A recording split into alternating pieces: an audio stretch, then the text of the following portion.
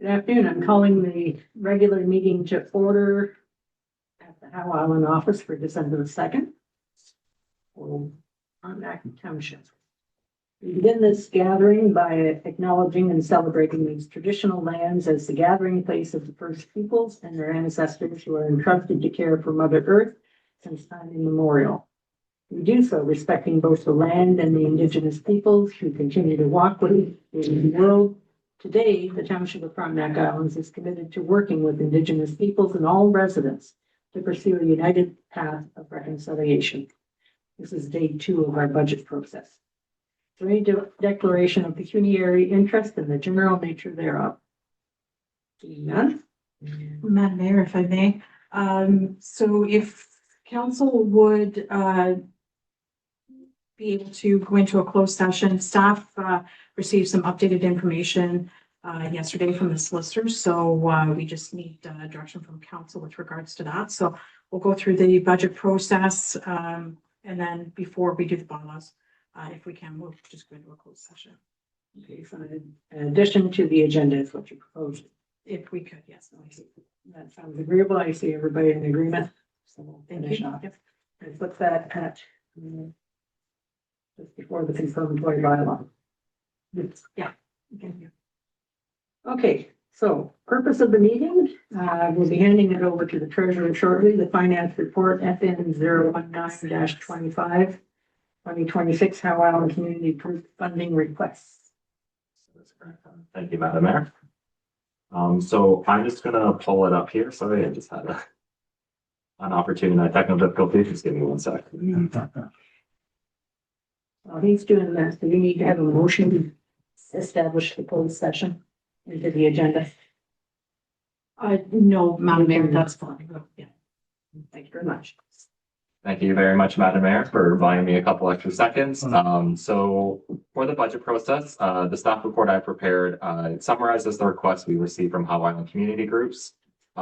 Just for some background, at the October 14th council meeting, council approved a draft allocation of $9,690 to be made available for community groups to request. On the report, there's a table. Basically, it shows how much funding was provided in 2025 and summarizes the requests we received for 2026. So as you see, the request from the groups this year comes in under what we budgeted. Again, as with last year, the plan is to keep the original amount in the budget in case any groups have requests during the year. But barring that stay, depending on council approval, there is enough room in the budget to kind of approve these 3 groups' requests. I will check with our deputy clerk, but what we'll be doing is each group is actually here present today in person. They'll have 5 minutes just to go over their requests, followed by a Q&A session from council. Just so the community groups are aware, council will ask you questions and hear all of your requests. Later at the end of the budget meeting, they will be approving allocations. It's just going to happen later on in the budget process. So if you want to hear it successfully, you can stick around. Otherwise, it'll be in the agenda and posted, and we'll reach out to the community groups. Barring that, I'll turn it over to our clerk just with who's first up in the agenda. Thank you, Jess. So the first group up is the garden parks. Okay, Sorry, let me double check that. yeah, looks like it is. So Yes, you yes, stand up thank you. and state your name and your address for the record, please. Okay. My name is Joanne Forsyth. I'm a proud Howe Islander and I live at 197 Good Friend Drive. I am the current president of the Garden Butts. Dear Madam Mayor, members of council and township staff, attached to the agenda was the request for $1,500 in funding this year. I'm not going to bore you with all the details. It's broken out by the 3 gardens that we do the volunteer work at. I'd like to give you a little bit of background about the Garden Buds, because I know not everyone is familiar. The Garden Buds have been a volunteer group here for 25 years.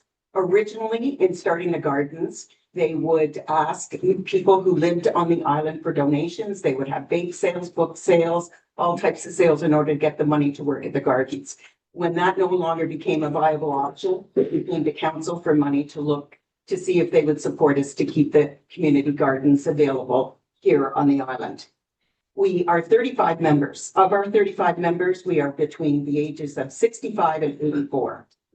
The people who work in the gardens are between the ages of 65 to 78, who dedicate their time, energy, and expertise to enhance and maintain the beauty of our public spaces here in the island. For the season to date, the Garden Buds have provided 300 hours, volunteer hours, across the East Ferry, the Township Office and Fire Hall Gardens, and the County Ferry Gardens.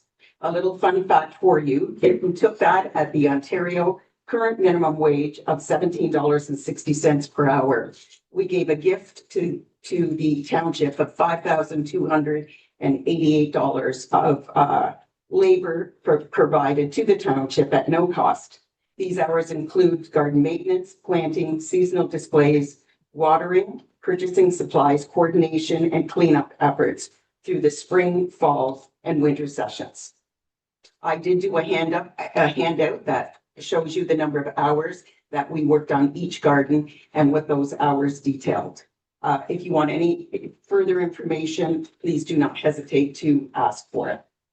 The Garden Buds are proud of the dedication that has been shown by their volunteers, all of us who are seniors, and demonstrate remarkable commitment to the beautification of Howe Island. Their work not only enhances our community appearance, but also contributes meaningfully to cost savings to our local township. So now I have something that I didn't expect I would have to do today, but on the 18th of July this year, I sent an email to CFO, and our township councillors indicating that there had been work done at the county ferry and it had been done by Ontario Hydro, and they had drilled into our water sprinkler system. I followed up with another email on the 29th, asking if it could come to the September council meeting because there was no August council meeting. However, during that time frame, Ontario Hydro, we had put in a request to Ontario Hydro to pay for the damage that they had done to the line. And in the interim, they gave us a verbal response that they thought it would be positive. On October 7th of this year, they sent us a letter, and I've given a copy of the letter to Jesse, denying that request, identifying that they had a third party who put the markers in the system, put the markers in the gardens. They did not do that. So they would not, and they put all their disclaimers in there. Jesse has a copy of it if you'd want it. So now we're caught between a rock and a hard place. We had to have that sprinkler system fixed. Our gardens were dying. There is thousands and thousands of dollars in all those bushes. Everybody knows they're two of our biggest gardens on the island. So the gentleman who put the sprinkler system in, you have a copy of his bill. I had him come here and it was $417 and I think 80 cents. He has still not been paid. He's been very gracious to see whether or not that would come from Ontario Hydro or whether or not that would be paid by the Garden Buds or actually the homeowner who allows us to use that sprinkler system. This year, we were granted $2,000 from Township. It was our standard $1,500 in 2025 plus $500 for a special one-time request to do work at the East Ferry. In conversation with Mike Quinn over the year and in subsequent conversation for the 2026, there is not going to be any extra work that is done by the East Ferry. So I'm here today to ask you if you would consider that one-time funding that the Garden Buds actually returned to you in November of 2025, as we were under the assumption that it was going to be paid for by Ontario Hydro, if we could ask for that one-time funding to pay for the repairs and the maintenance that had to take place to the sprinkler system. So I'm open for any questions on our request for 2026 and any questions on 2025, but I've given you a breakdown of 2025, but didn't want to go into all that information. Thank you very much. Any questions for her? To you, Madam Mayor, if I could just kind of speak to that 500. So basically, again, with any group, we request that they let us know what they use the money for, and they're not allowed to use it for something else. So again, if council would direct staff, we basically just sign an MOU with the Garden Buds to allow them to use that extra $500 that they send to us. I don't believe it has been cashed, so barring that, we would just allow them to make that purchase. So that $500 is not part of the 26 request. We would just be looking, staff would be looking direction from council to sign an MOU to allow them to apply towards those costs that they have. Hopefully that makes it clear. And then, so when you discuss today for $1,500 for 2026, does not include that $500 spending. Yeah. Right. And we actually don't want $500. We want The board. the 417.80 is all we want. Yes, to pay the bills. Directly in question. Not really any questions. I'm in favor of this. You know, it's not your fault, our fault, and it has to be done, and little mistakes get made. Luckily, it was only 417, not 4,017. So, yeah, no, I will say that we are in the process of having a sign made that will go into that garden that identifies caution sprinkler system below. We have since put in our own markers that identify where each of the sprinklers are, so that we have done our part to identify that there is something underground, because there is going to be work done there, is my understanding, when there's work done on the new ferry docks. So All right. Councillor Thompson, any questions? Yes, thank you, Madam Mayor. So again, annual question, is $1,500 enough? And you always say it is, it's more people. But I would be open to a larger donation or whatever, if you have an idea of things you can put it towards. So I'll leave that with you. The second is, I think you're also a member of the Remember Day Committee. yes, I am. Will be more work done, and will it involve the garden buds with the cenotaph? The Garden Buds will volunteer their time for the cenotaph, and our $1,500 is not anything for the cenotaph. I don't want to speak on behalf of the cenotaph committee, but my husband, Joe Forsyth, is here, and he was head of the cenotaph committee, but what the goal of that committee was not to use any public money for anything to do with the cenotaph. And I think we still want to do that. People have come forward to identify that they will help with the original purchase, but the Garden Buds will add that to their portfolio to maintain that garden. Okay. Thank you. Any questions, Councillor Hilton? No, I think we should grant that they get that fixed, like Bob said, thank God it was only $400. Get it fixed. I think you guys do fantastic work. We get great bang for a buck out of you. Thank you. Councillor Jablonski? Thanks, Madam Mayor. I echo the same comments as Sandy Stammy. Yeah. I love gardens. I agree. It has to be fixed, so it's all small money. And it was fixed, but he, as I said, has been very gracious in waiting for the payment. So to me, that the flushing of the check and that is actually part of the 2025, it's budget. So it doesn't impact us in any way, shape or form. And just for information's sake, we'll find the side where we have only a couple of ladies doing all the gardens and stuff. We're both seniors and that go for $500. So I think your 1,500 has been historic, and that's the way it's needed at this point in time. Thank you. Thank you very much for your consideration. All right, now before we get to the next bus, there is one that the VON started. That was a page ahead. What we started with. I think they were just attached, But they need to be spoken to. will be presenting, the next one up is the recreation committee and then the VON. Oh, they do have one. Yeah. All right. So we have the Howe Island Recreation Committee funding request. State your name and your address, please. Flavia Cliff, 2529 Howe Island Drive. So we have the breakdown that we're asking for $4,900 based on events that we've already held and would like to continue to maintain. So Euchre, we held our first dance, which was very successful. Cake classes, we do a card making class, line dancing, monthly jam sessions. Some of the money that we were asking for is for new stuff we'd like to replace. Some of the tables and chairs are pretty beaten up. So we'd like to get some new ones so that they're actually level when we're playing cards. And also a projector. A lot of people have been interested in movie nights, so we could also run that through the winter at the hall and in the summer. And then the rental fees themselves. So each time we rent the hall, it's $100. So we're kind of just guessing really how many times we're gonna rent the hall. It depends on interest, so it's always kind of hard for us to judge, so we have $2,900 of that money allocated to rentals, but again, that could be adjusted. It's going to depend on, like, a lot of the times we throw up a poll on our Facebook page to see what people what kind of activities they want to have, and people throw out ideas and then we try them out. If they're successful, then we keep them going. So that number, it's hit and miss. That's high.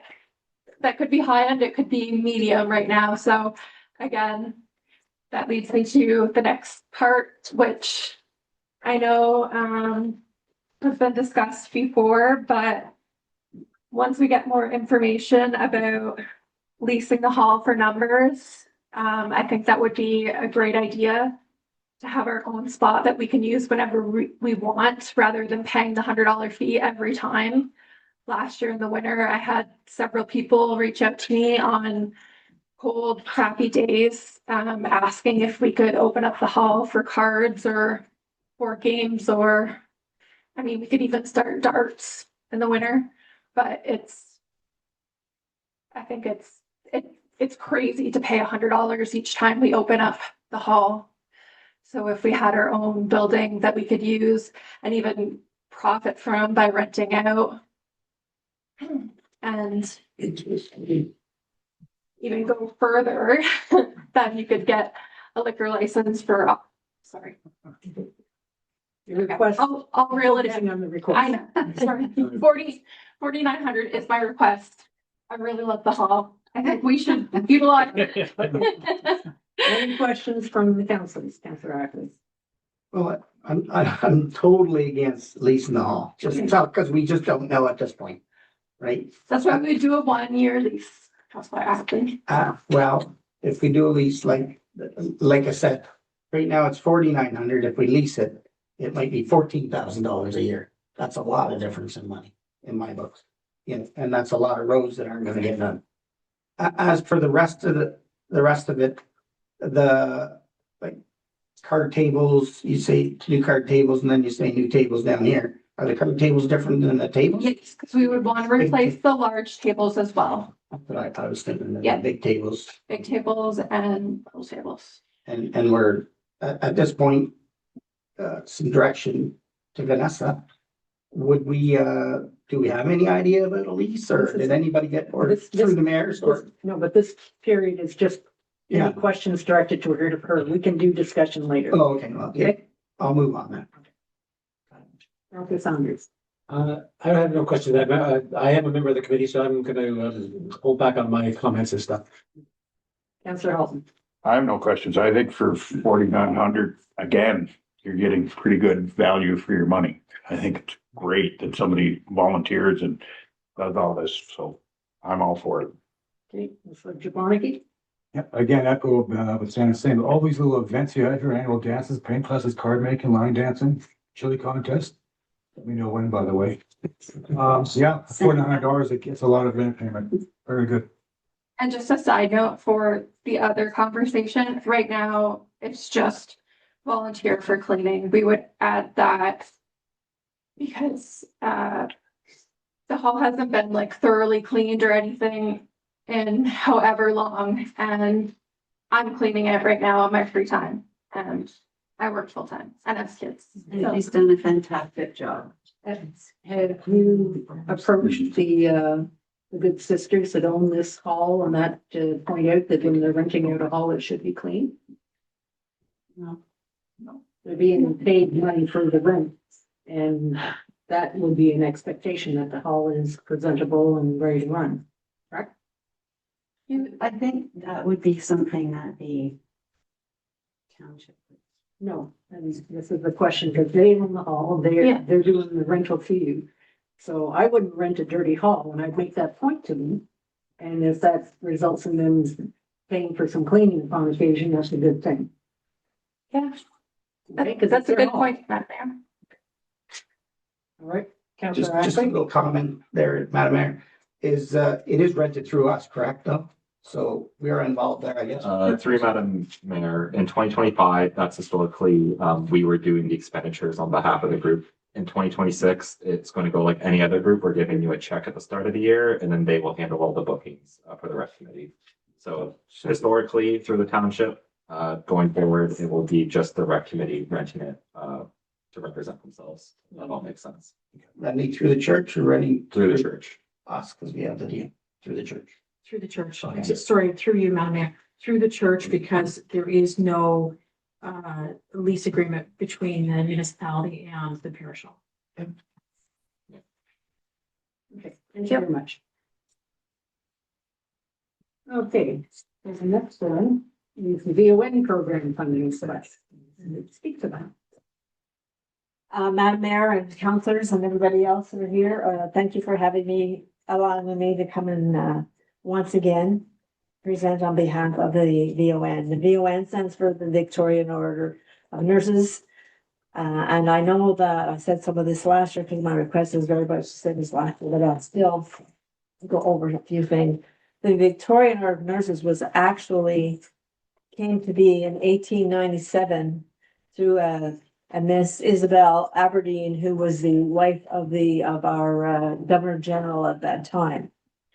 The VON, and it became Victorian Order of Nurses because they developed the name after during the Queen Victoria's 60th anniversary of her descent to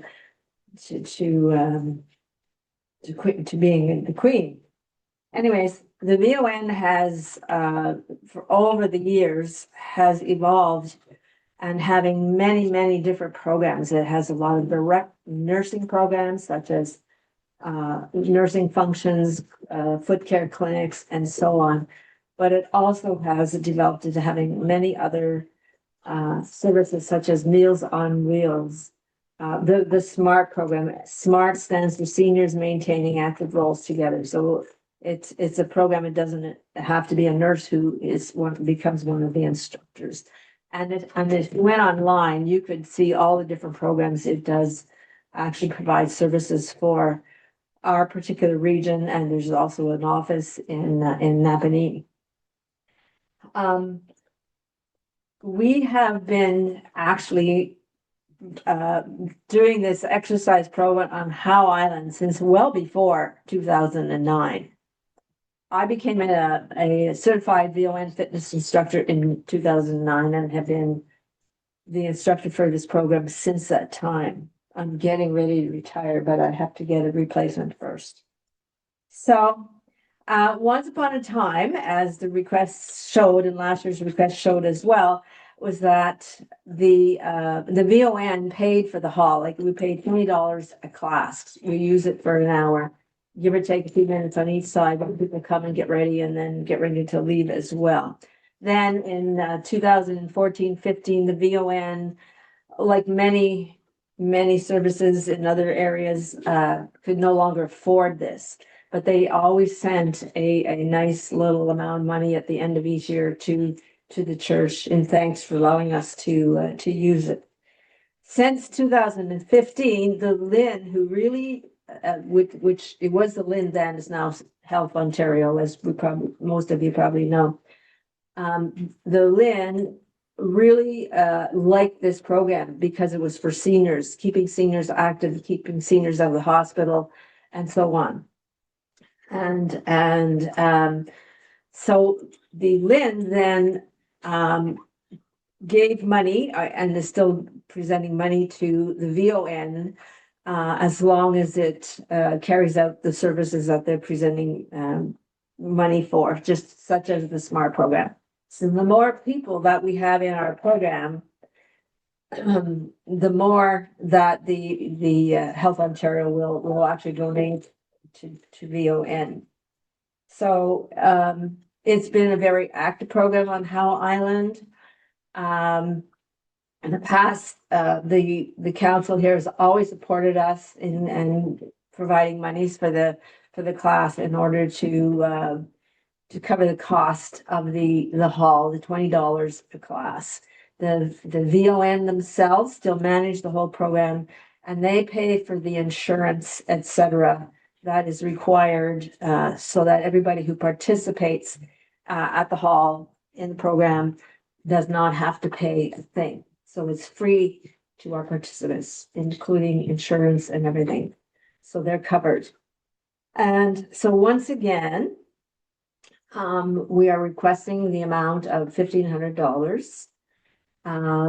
And it's $1,500 because that's what it has worked out to for a number of years per class, because during the winter, I'm away and there's nobody to replace me. So there's 3 less months of classes.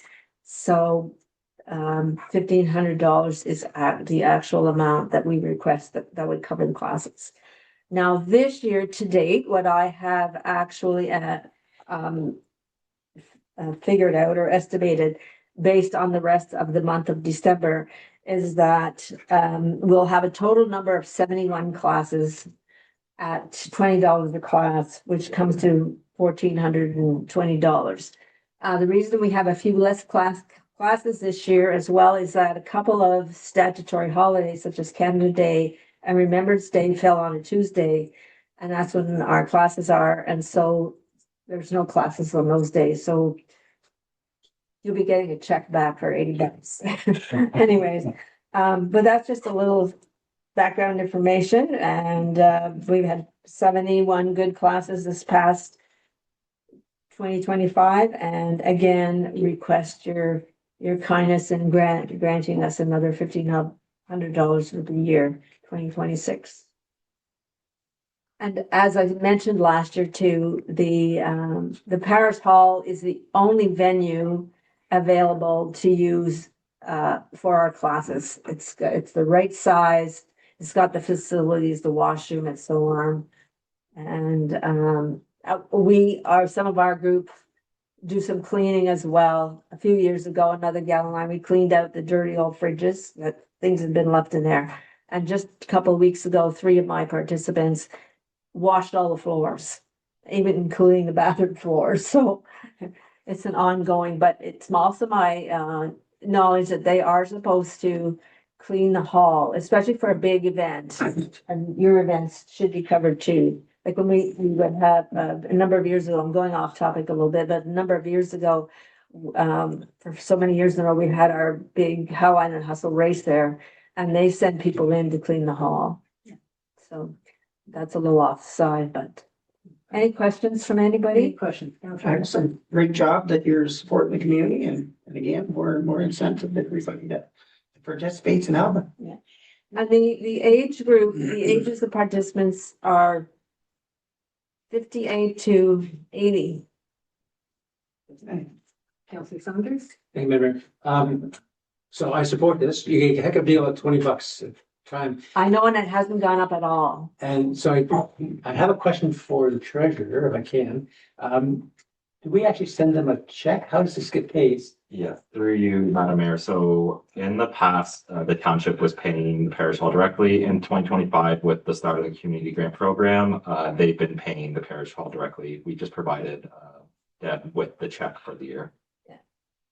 How can we get that deal for recreation?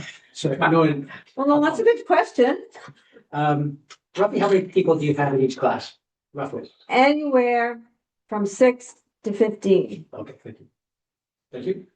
It varies because people go away for the winter. People are like today, some people are going to Toronto shopping or, and because of our age group, it's not like we're rushing off to work, but we're doing lots of other things. Some of us are members of the garden club.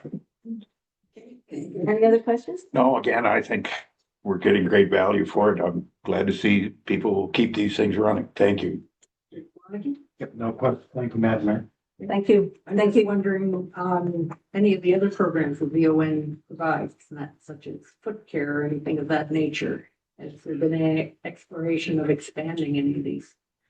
Oh, they're expanding lots of it. Like I said, if you went online, you could see all the programs. With our SMART program, they even have instructors doing programs with patients with stroke, with Parkinson's. No, I mean for here on the island, for example, on the Wolf side, that the medical clinic has secured someone to do foot care, and that saves a lot of people traveling to town. Yeah, you're right. VON has foot care.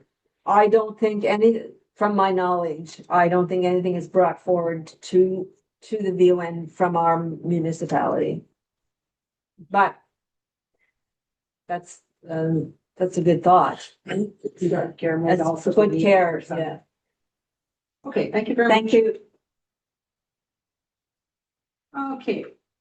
So, before we go on the minutes, moved by Councillor Holton, second by Councillor Athley, that the finance report number FN 019-25, 2026 Taiwan and community groups funding requests be received. Those in favor? Carried. Thanks very much. Now, we're going to go motion for going into. No, sorry, not Mary. We're going to do the budget. Oh, Yes. okay, we'll do the draft budget. Everyone is more than welcome to remain out, if you would like, or I have an if you appointment. could be in, you can leave. This would be entertaining. Could be expensive. Just get enough out of them. Oh, we got a poor Joe. Thank you. Thank you very much. Thank you. Thank you. We almost have an audience. Yeah. Still say 6 people attended. We'll pass this portion over to our treasurer. Yes, thank you.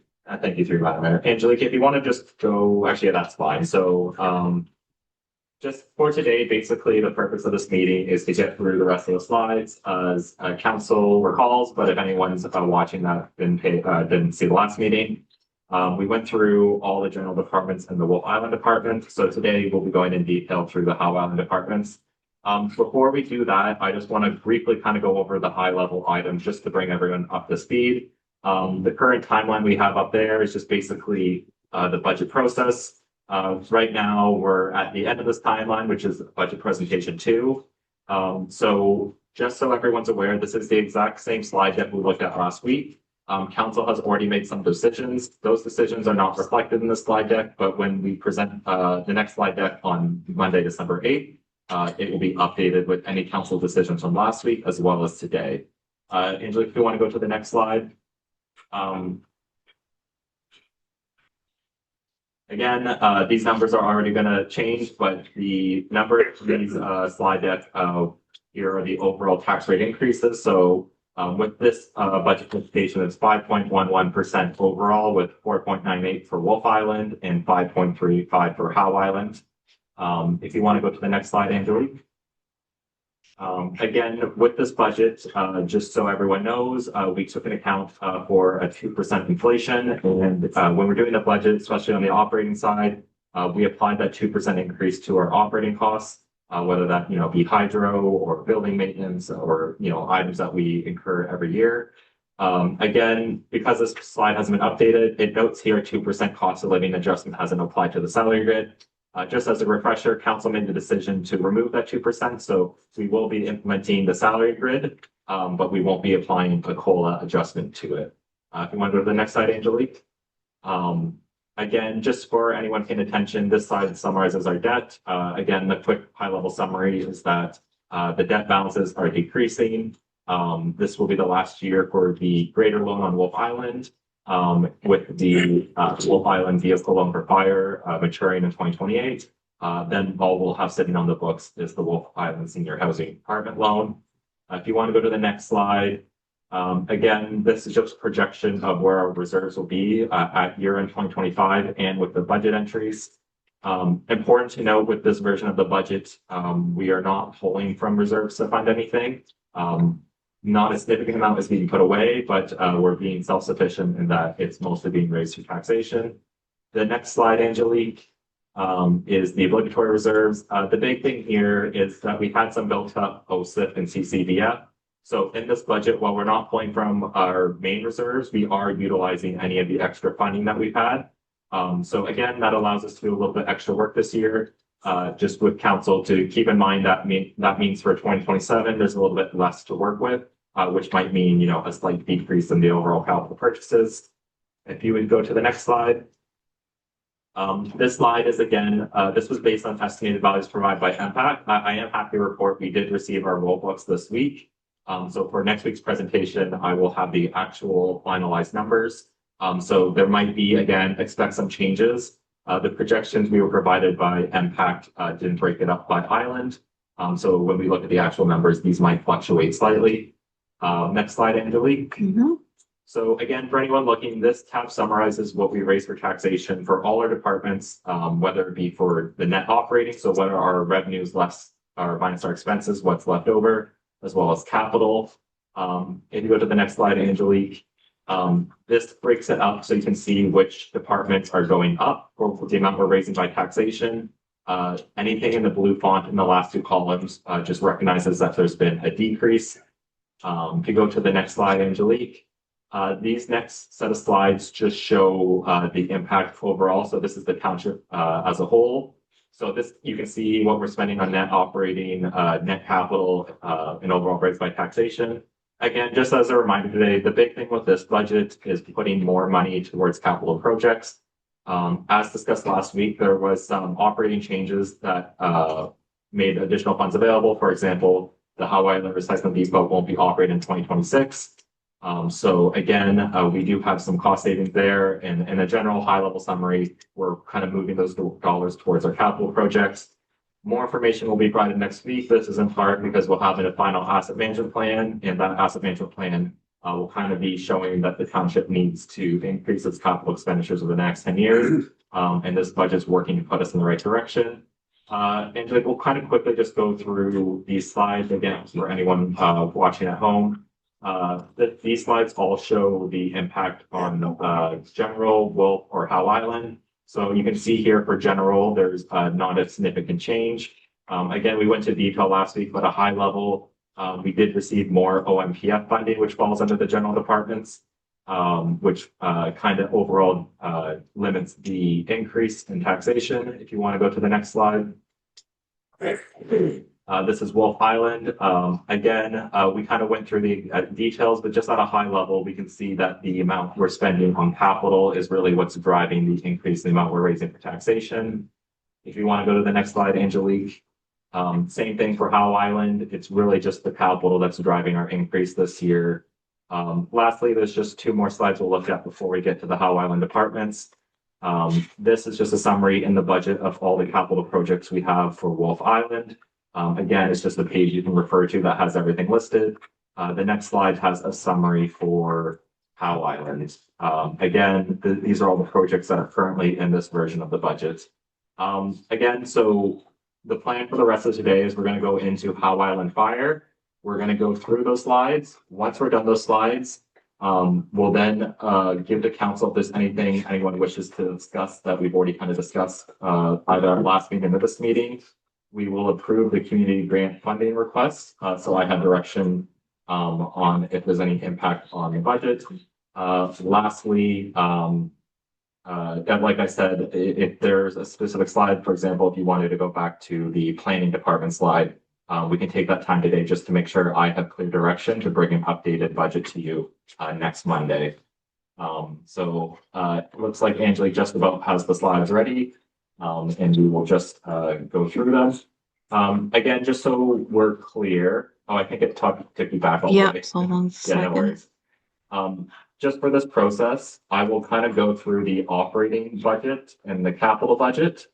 For each department, at that time, if council wants to have discussion about the items, we'll have that discussion, and then I will get direction whether the budget's good or it's just something council wants to vote on to change, and then we'll move on to the next department. So again, when we do fire, once I go through the operating capital, at that point, if council wants to provide staff any direction for changes, that will be implemented for the presentation next Monday. We'll be able to circle back to the general. So, yeah, once we're due through Hal, if you, Madam Mayor, yeah, if you want to say, let's go back to like the council department, we can do it then. We're just not gonna do the full detail unless there's, something someone wants to discuss.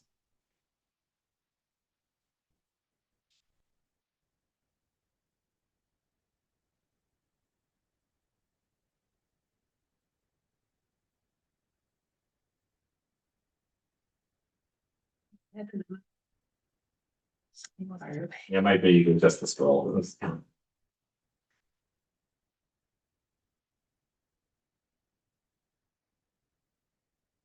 There we go.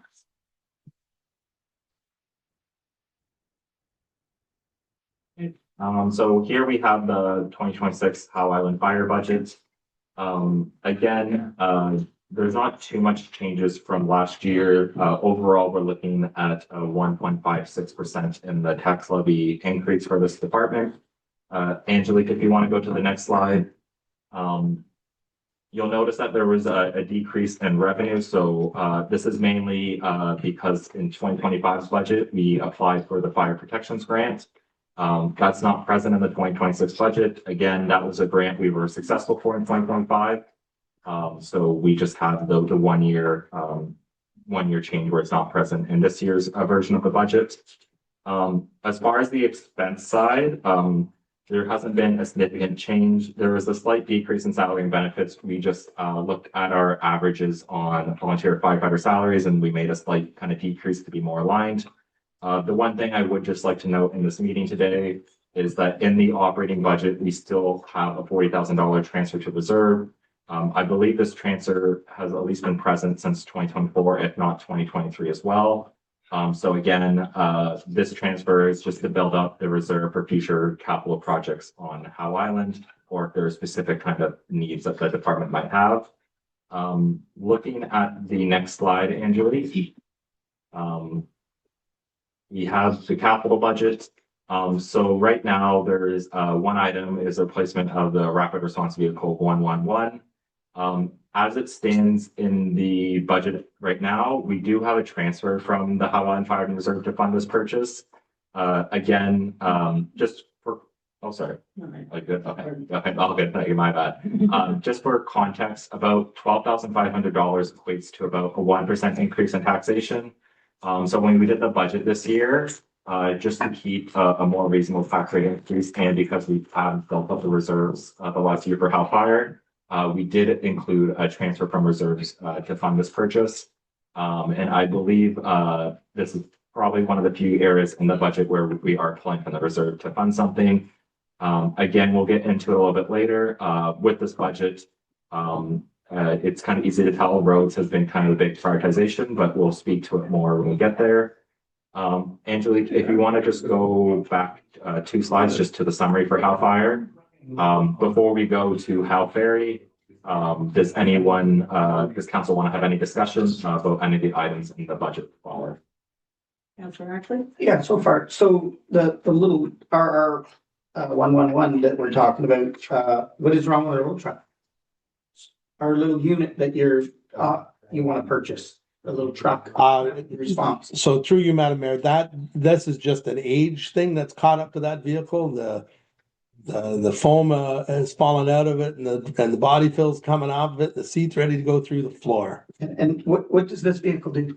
So this is a rapid response that goes to medical assist calls. So when an ambulance call is dispatched to Howe Island, primarily the vehicle is used by paramedic, was a retired paramedic, I guess, and the two nurses that go directly to the patient. This vehicle has medical equipment on board, so it cuts down the response time. It goes directly to the patient, and then all other firefighters come to the fire hall to get the ambulance. Doesn't our ambulance like have all this equipment on? It does. This is just really to cut down response times. It's really more about a response time thing. And where does the vehicle sit here, or is it? It sits at the, sorry, through you, Madam Mayor, it sits at the volunteer who's basically overseeing it. And they'll rotate it. If that volunteer is away, somebody else will take it. It doesn't get rotated a lot because there's a pretty dedicated person who Yep. oversees it. And what is $12,000 gonna get us? A used vehicle for sure. And you know what? I mean, we can't crystal ball this, but there may be vehicles come available. Oftentimes the county will move along their rapid response vehicles that might be worth looking at. But it's not going to get us a Cadillac. It's going to get you just a used vehicle that will carry the equipment that gets to the patient quickly. Just one last question. Is it mechanically runs fine, or how many kilometers do we know? It's got 1,000,000 on it or 100,000? What I can say about that vehicle, through you, Madam Mayor, is that it's on its second engine. It's a high miler vehicle. It was junk 4 years ago, but worth nothing on a trade-in. So we gave it a backyard body fill job and tuned it up a notch, and that's what it's been used for. Okay, Councillor Saunders? Thank you, Madam Mayor. Councillor Ackley has asked most of my questions. So just to be clear, this is not equipped with stuff. This is the first responder having their bag or toolkit or whatever, and they jump in this vehicle and they'll go to any spot. Yeah, so through you, Madam Mayor, the three dedicated people that go directly to the patient all have kits that are provided by the municipality, by the fire service. Those kits would be placed on board this vehicle and then they would take it to the patient. So yeah, if it's rotated, keep the kit and somebody else's kit goes in. Second question, Madam Mayor. If I'm reading this right, the net operating is going up by 0.59%. Madam Mayor, yes, that is correct. Due to the decrease in revenue greater than the. So I didn't need an explanation. Okay. I want to point out for the public Yeah. that this is another example where staff are doing an incredible job of managing costs. The entire raise by taxation amount for this department is 1.56%, well below the rate of inflation. So it was a congratulatory, you know the word. The other is, when are we projecting to need these reserves? Because we're building up a significant reserve for fire. And I'm asking that because if it's going to be happen next year, at some point in time, council is going to have to make a decision on when to spend this money. Through you, Madam Mayor, so we'll be a little bit more clear. So part of the asset management plan, we have mapped out the next 10 years, what we're looking to do for capital purchases. Again, this kind of all has to be brought to council. One thing that staff, have been building up the reserve is we do require an expansion on the fire hall. I know Chief Quinn can probably speak to this better than I can, but the short gist is that when we replace trucks, they are larger than they used to be. And eventually, as a municipality, we will go through replacements. We cannot fit everything in the current space, so we have been building up reserves to kind of fund that expansion. The one thing to note as well is that we will be able to use development charges for that expansion of the fire hall as well. And I think at this point for the fire department, we've collected around 64,000. So as it stands now, I believe we're forecasting to look to do that expenditure, again, barring council's approval for the 2027 budget. But staff would be looking to bring that expansion. One thing to note, we'll get into roads. With the budget this year, we pretty much finish all of the road work that we're planning to do, which will free up some capital dollars, again, for example, to do expand the fire hall. So short answer, yes, there is a plan to spend those funds. Thank you. Okay, Councillor Fulton? I would echo Bill. That's great to come in at that. And I like when people buy the used trucks. That's probably 10 off what a new one would cost. So thank you. Councillor Donegan? Thanks, Madam Mayor. Nope, again, 1.59, 1.56 overall. Can't complain with those numbers. Great job. I'm just a little confused on the logistics of that. If you have 3 dedicated people in that for responding, getting there fast, wouldn't it make more sense if they have their own bundle with them rather than they might get there and they won't have their bundle? So through you, Madam Mayor, they all have their own bundle, medical response kits. In the perfect world, all three of them respond and they're strategically positioned, one on the North Shore, one central, and one at the east end. In the ideal world, you're gonna get coming through your door, a former paramedic and 2 registered nurses, and then a couple of firefighters. The vehicle is really just, it was a vehicle that was in operation, in the fire department. It was worth nothing to get rid of. Instead of us having our volunteers rely on their own personal vehicles, loading this gear into their personal vehicles, we decided that that vehicle could be better utilized as a tool or as an asset for these 3 individuals. Can't guarantee that they're always available, can't guarantee because they're volunteers. But what we do know is there's a high percentage of time where at least one of them is available, and that vehicle then just gets moved, to who's ever kind of leading it. There may be times where it's not even going out the driveway. But again, because we're talking about volunteers, we're trying to just reduce the level of risk, reduce the response time, and increase the odds that you're going to get some trained people coming to your need. Is it, just from my perspective, and that I have my own emergency type of equipment that I keep in my vehicle, and that should I come across accidents and things of that nature, that as many professionals do in that, but I just don't see how having it at a truck that needs to get, especially if you have one truck and you have 3 different locations on the island, that how it gets there faster than in person, and that might actually be there to use. But I'll leave it to your expertise on that. I just think that they should have their own bundle in their own car, and when they get there and they have everything they need. I would just say, Madam Mayor, it sort of mirrored the approach of some of the regional ambulance services in terms of the scout type vehicles that are used. It's an identified vehicle, it's marked, it has emergency lighting on it, which may or may not increase your response time. And frankly, it's about moving a little bit away from expecting volunteers to use their own personal vehicles to be running up and down roads and in and out of, back roads. Person up then? No, it's just bringing the equipment that might So be the person needed. still has to get there and The lead person would take that vehicle, would take that assigned vehicle, that rapid response. so Vehicle. they drive their vehicle to wherever that is and then continue on. It would be sitting in their driveway, so they have it at their home. All right, okay, now it's making a little bit more sense. Okay, thank you. Thank you, Madam Mayor. So Angelique, if you want to go the next couple slides to Howe Ferry. So we have the summary prepared here.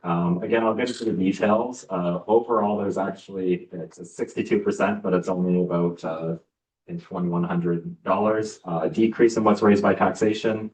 And we'll kind of walk you through how that all works out. We want to go to the next slide, Angelique.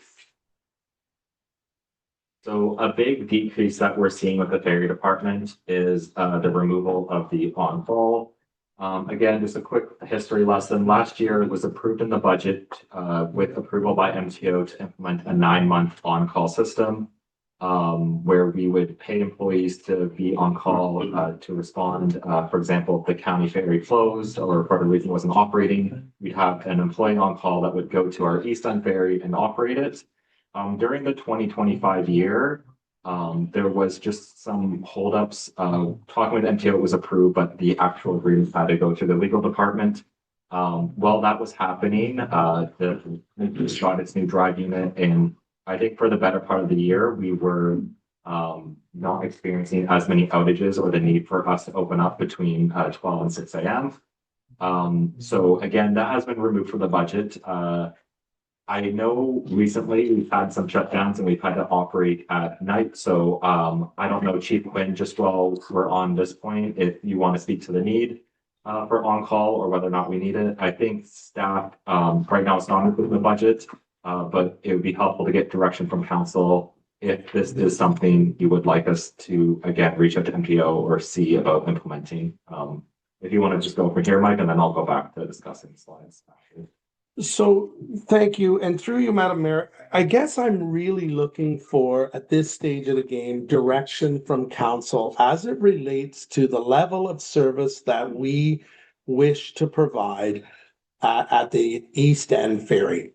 We've structured that system at the East End Ferry. It operates from 6 a.m. till midnight, or 6:15, 6:15 till midnight. We have a service agreement with MTO that reflects that. We have staffing that reflects that structure. And everybody at the East End Ferry work extremely hard and do a wonderful job. The challenge is that when the county ferry, for whatever reason, is out of service between midnight and 6 a.m., the public, the traveling public, the community just have expected that the East End Ferry will operate. We have drifted to that over many years. And I don't think we've been really clear in terms of, are we open or are we not open? By no means, I don't want to promote we'll never open, we'll never operate after midnight, but we don't have mechanisms in place to assure the public that we will always 100% be open. We don't have staff on call. We're not set up for that. So the reality is that there may be times where our staff, because of whatever, they have their lives, may not be available. Myself included, I'm the guy who gets the call, might not be around to answer the call. I found myself down there last Thursday, more out of principle than anything else. I know that we have a few folks that like to leave Howe Island early in the morning to get to work. That's ahead of the 6 a.m. opening at the East Ferry. So I really am looking for direction. Do we increase that level of service and fund it appropriately with the mechanisms that are needed to make it happen, or do we not? And this, for me, has been a subject that started in 2023, shortly after I was put into this position. We've talked about it here at council in 2024.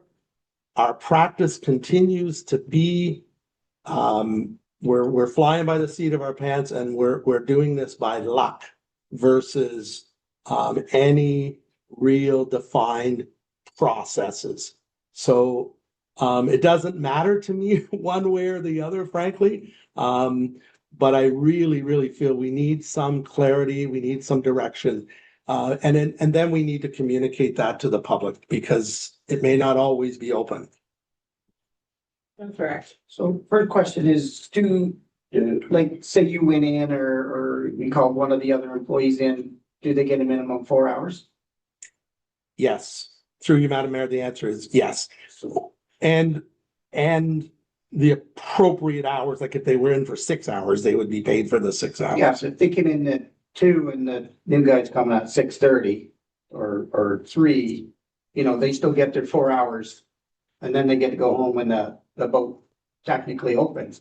But me, I'm just like, if we could only better it by saying, okay, like we start down the whole list of people, like you get called first and then you put a call out to say whoever you want to say, right? You got a list here. We'll start here, go down the list and give everybody a chance, because I just believe we need the boat open, whether it's people going to work and we got to give them a $50 show up fee because they got out of bed at 3 a.m. to come and drive some people to work, which been going to work at 3 o'clock in the morning since Christ was a cowboy. At the end of the day, taxpayers paid this and it's been the routine forever. I just think we need to give a little incentive then for people to go to the job. They're not just getting their 4 hours to get a little a bonus just to get out of bed, put gas in their vehicle, get them to the job. Because then it's the next person down the line say, you had had a couple drinks, or not saying you drink, but anybody could have, and it could go down the line. We don't want them going into work drinking, right? So at the end of the day, we got 3 or 4 people. We ended our call list, but all in all, if somebody phones the fire department, there's a thing, and we have to get an ambulance on the island, the boat has to be open anyway, right? So through you, Madam Mayor, let me just respond to that piece of it. In principle or in theory, that all sounds good. We have the list. Mhm. The list is there, absolutely. I know. Cellular phones, home numbers, the whole schmozzle. But we run through that list, and if nobody answers the phone, it's Friday night, it's a warm night in July, and nobody wants to go to work. Yeah. We do not have anybody to go. That is a reality. There may be those times where just nobody is available. I'm on that list, and I'm gonna say it out loud for the public. I can't guarantee that I'm available 7 days a week. So I'm not on call. So my cellular phone rings and I might answer it, but I might be in Charlotte Lake on a 4-wheeler. So all I'm saying is we want to be really careful. And this has been a subject that's been around for a while, even before this council. I mean, before this council, we used to have council members come to our house and bang on the door.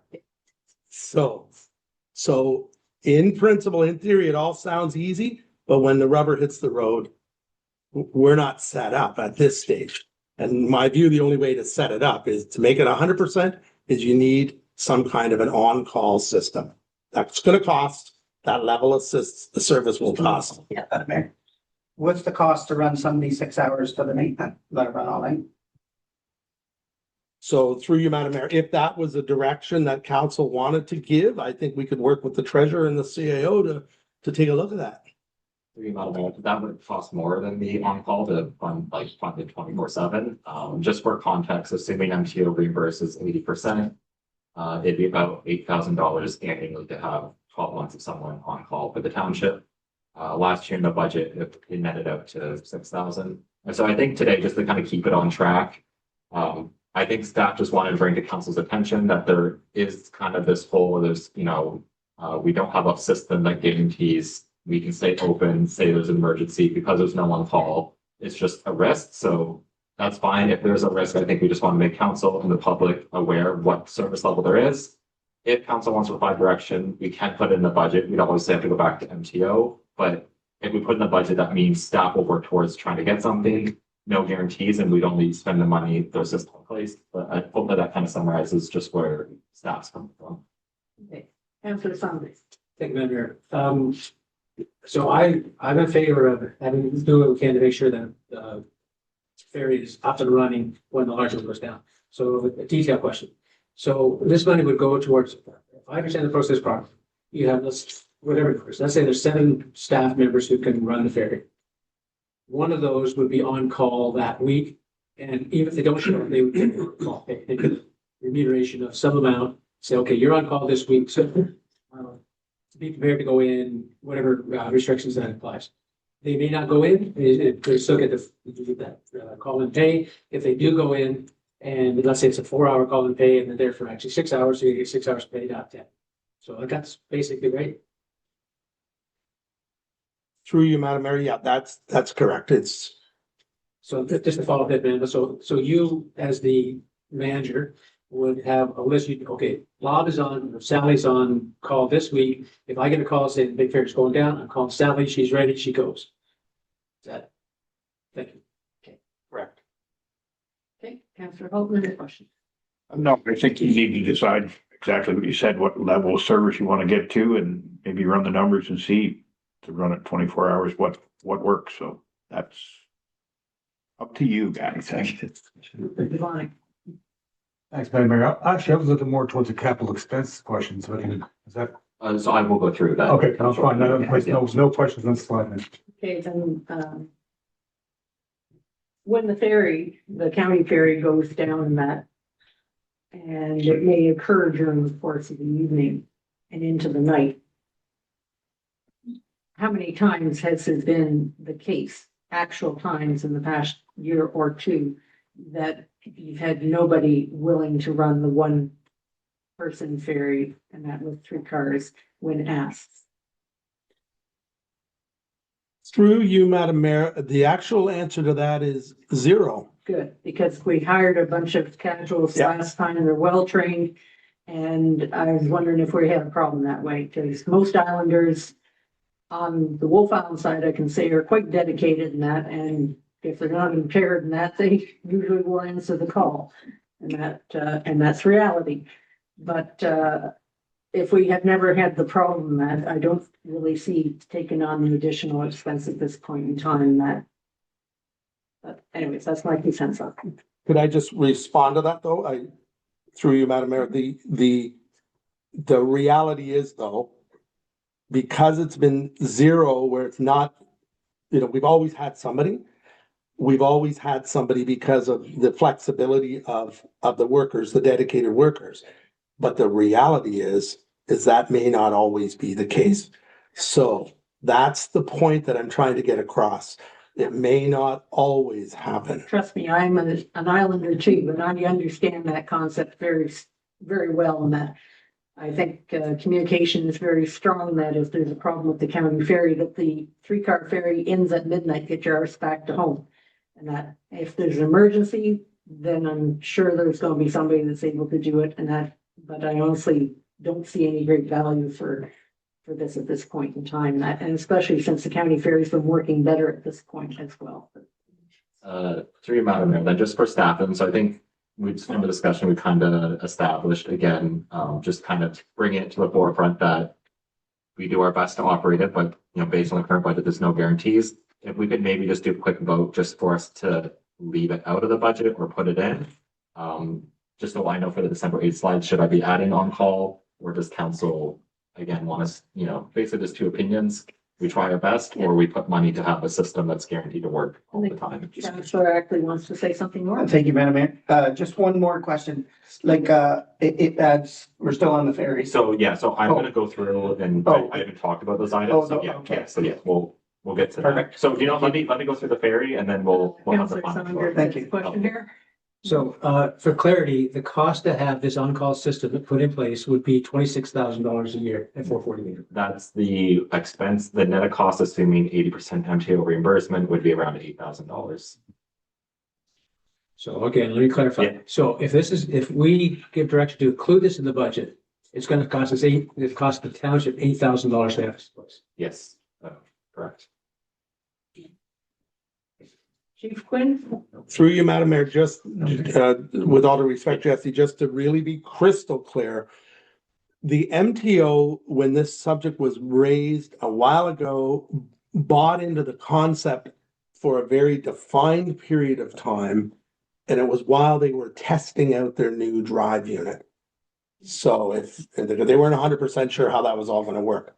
So our reality would be, if council directs us to pursue this again, then it would take the partnership of the MTO to either get into this or not get into it. Like, that'll be up to them. And Through you, Madam Mayor, I don't think there's any interest in us self-funding $30,000. So if we got council's direction in the budget, we have that money, like anything in the budget, we work to see if we can get it done.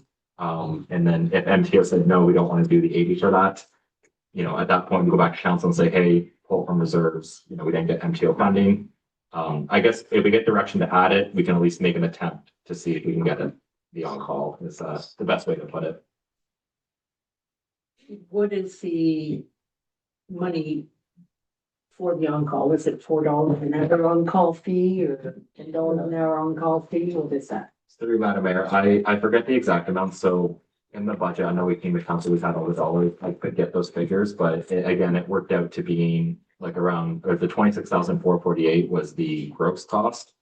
I believe it was, sorry, Chief Quinn, if you can answer that quickly. so I can, through you, Madam Mayor, it was about $3 an hour. It was about $506 a week for that person to put their life on hold to be available to respond. What's the pay raise?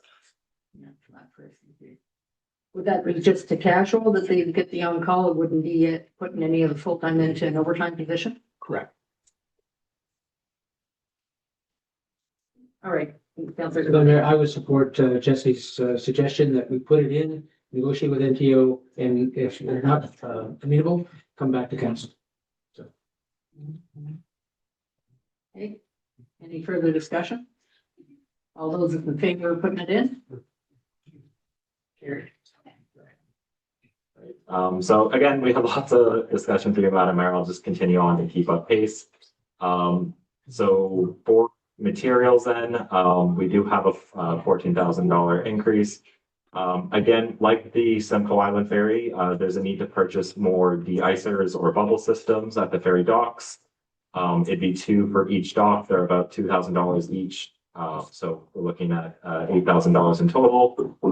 In the budget, we have an increase in ferry cable costs. Again, this is looking at our expenditures in 2025 and just doing a little bit more of a bump as we saw an increase in expenditures. Contracted services, again, with the boat, we're planning to increase ferry maintenance budget amount. This is based on 2025 expenditures and realizing we needed a little bit of a bump. Lastly, vehicle insurance has gone up by $577. Again, there's also just some inflationary increases in general, around 2% on our expense items. You want to go to the next slide, Angelique? So we also do have some capital projects. Again, to note, these have all been approved by MTO with 80% reimbursement. So there's replacing the ferry gates for a budgeted cost of $20,000. There's camera replacement for $15,920. And then there's a ramp study that we would complete in 2026. That would cost around $15,000, which would then mean future capital cost to send letter on the ramps. With that being said, at this point, if you have any questions, Mike Flynn can answer any questions you have about these items. Actually, I just wanted to get a bit of clarity on that. So these figures we're looking at, for example, your ferry gates of 20,000, it's not that it's $100,000 for the gates and the MTO is picking up 80. Yes, correct. So those numbers are the full gross cost underneath, and then we have the capital funding above. So thank you for raising that question. Okay. We got birds here. Okay. Councillor Ackley, any questions? So the ferry camera replacement, do the ones not work? So through you, Madam Mayor, they are working. It's a little technology. And several months ago, there was a request that came through conversation with council about what would it take to upgrade the cameras so that they're actually live feed versus snapshot feed. So that's a number that's the findings of the research. Just a couple other questions, Madam Mayor. The answer is I'm not for cameras anyway, so I just wanted clarity on that. For the ramp study and the gates, so we're gonna put 35,000, actually, we're only putting 20%. Do we have any direction that we're getting a new boat here and there's gonna be a different boat here? Cause wasting money is wasting money. And it doesn't matter how you have it. At this point in time, there's not a lot of talks about ferry here and switching ferries, and it's a lot of hearsay going around. And to waste more money into the 70-year-old boat, right? Correct? Is in my books is just, or the ramps, is when we're replacing it, they're gonna replace it. Well, we've just lost the CAO on that. We can ask That question. We can ask her when she comes back, because I can honestly say from MTO and then it's been dead silence. Yeah. And that, however, if she's heard anything, we can ask her on that. Okay, Excellent. Councillor Saunders? Thank you, Madam Mayor. So is that all of the cameras for both ferries, or is this just for the small ferry?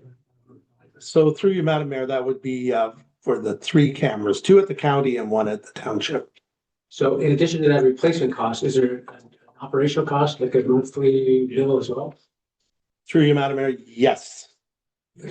How much? $139, which if you upgrade it to the new cameras, it would be less money per month.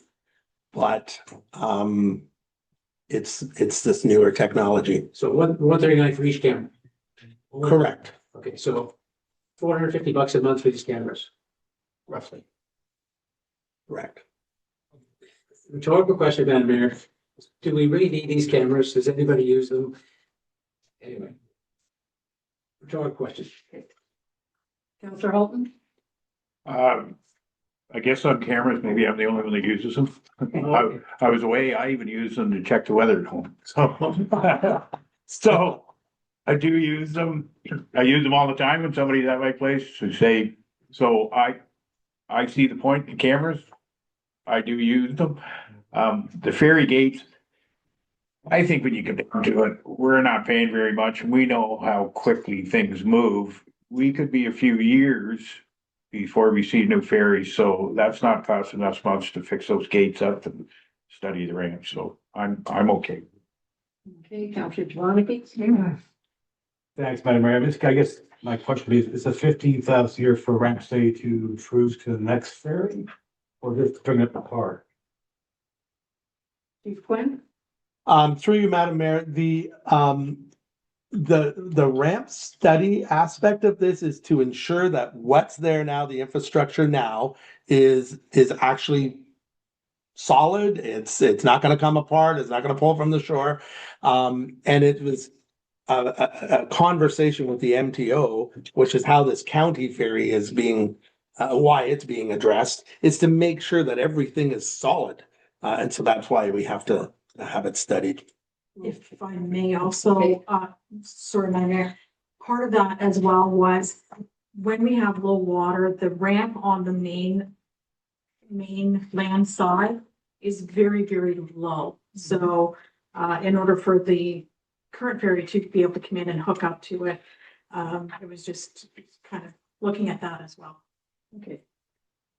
Sorry, Chief. Nope. I can't imagine, having gone through within the past 5 years, 2 significant high water events, that we haven't had a structural engineer look at the ramps when they were well underwater during that period of time. As for the low mechanism of water in that, it's a curse to any small ferry in that, and it's very steep, and it gets to the point where you literally can't safely get your car off and that, but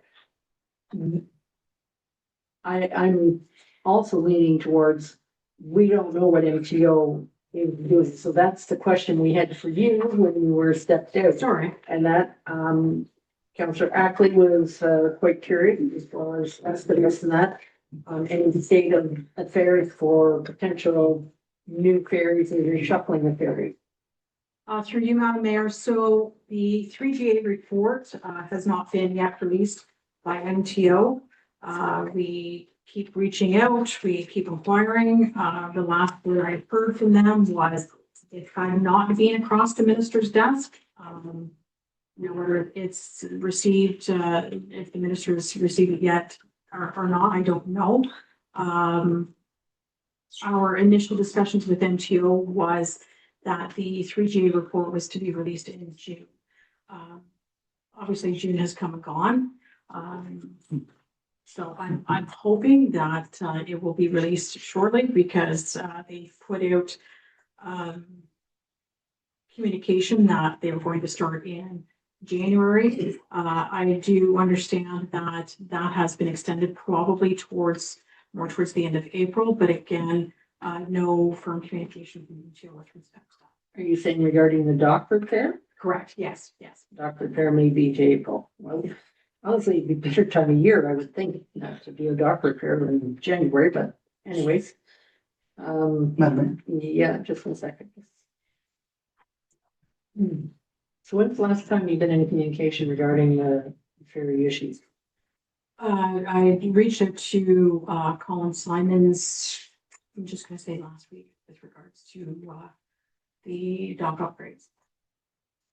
The dock upgrades, yeah, for this one here, and he's never made any mention at all of anything that relates to East End Ferry. No. Okay. All right, Councillor Ackland. Yeah, so far as you know now, the January, February repair will be canceled, Through you, Madam Mayor. postponed. Correct. That's good news for people that are, because I got a lot of people asking, how are we gonna get on the island if Sweet Pea gets stuck? Yeah, Which is a little ferry, sorry. in our in our discussions with MTO and the supplier or the contractor with regards to that had put it out. It was negotiated that while the county ferry is down, the township ferry would operate for that 24-hour period. So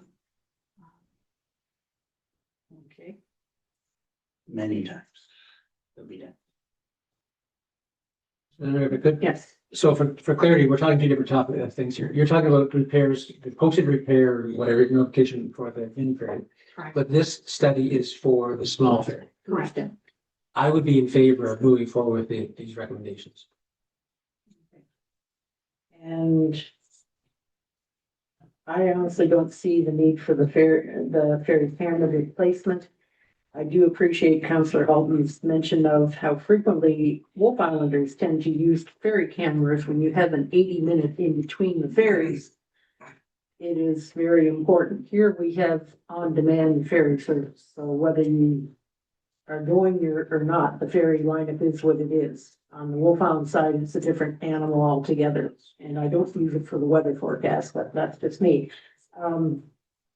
The ramp study, I honestly think is also, I'd rather find out what was done after the most recent high water and that. I can't believe that we aren't safe and secure with that ramp. And if we do the study, the next thing will be looking towards rebuilding, et cetera, and that. And at this point in time, we don't know what's happening with the main ferry and what the shuffle will be in the end.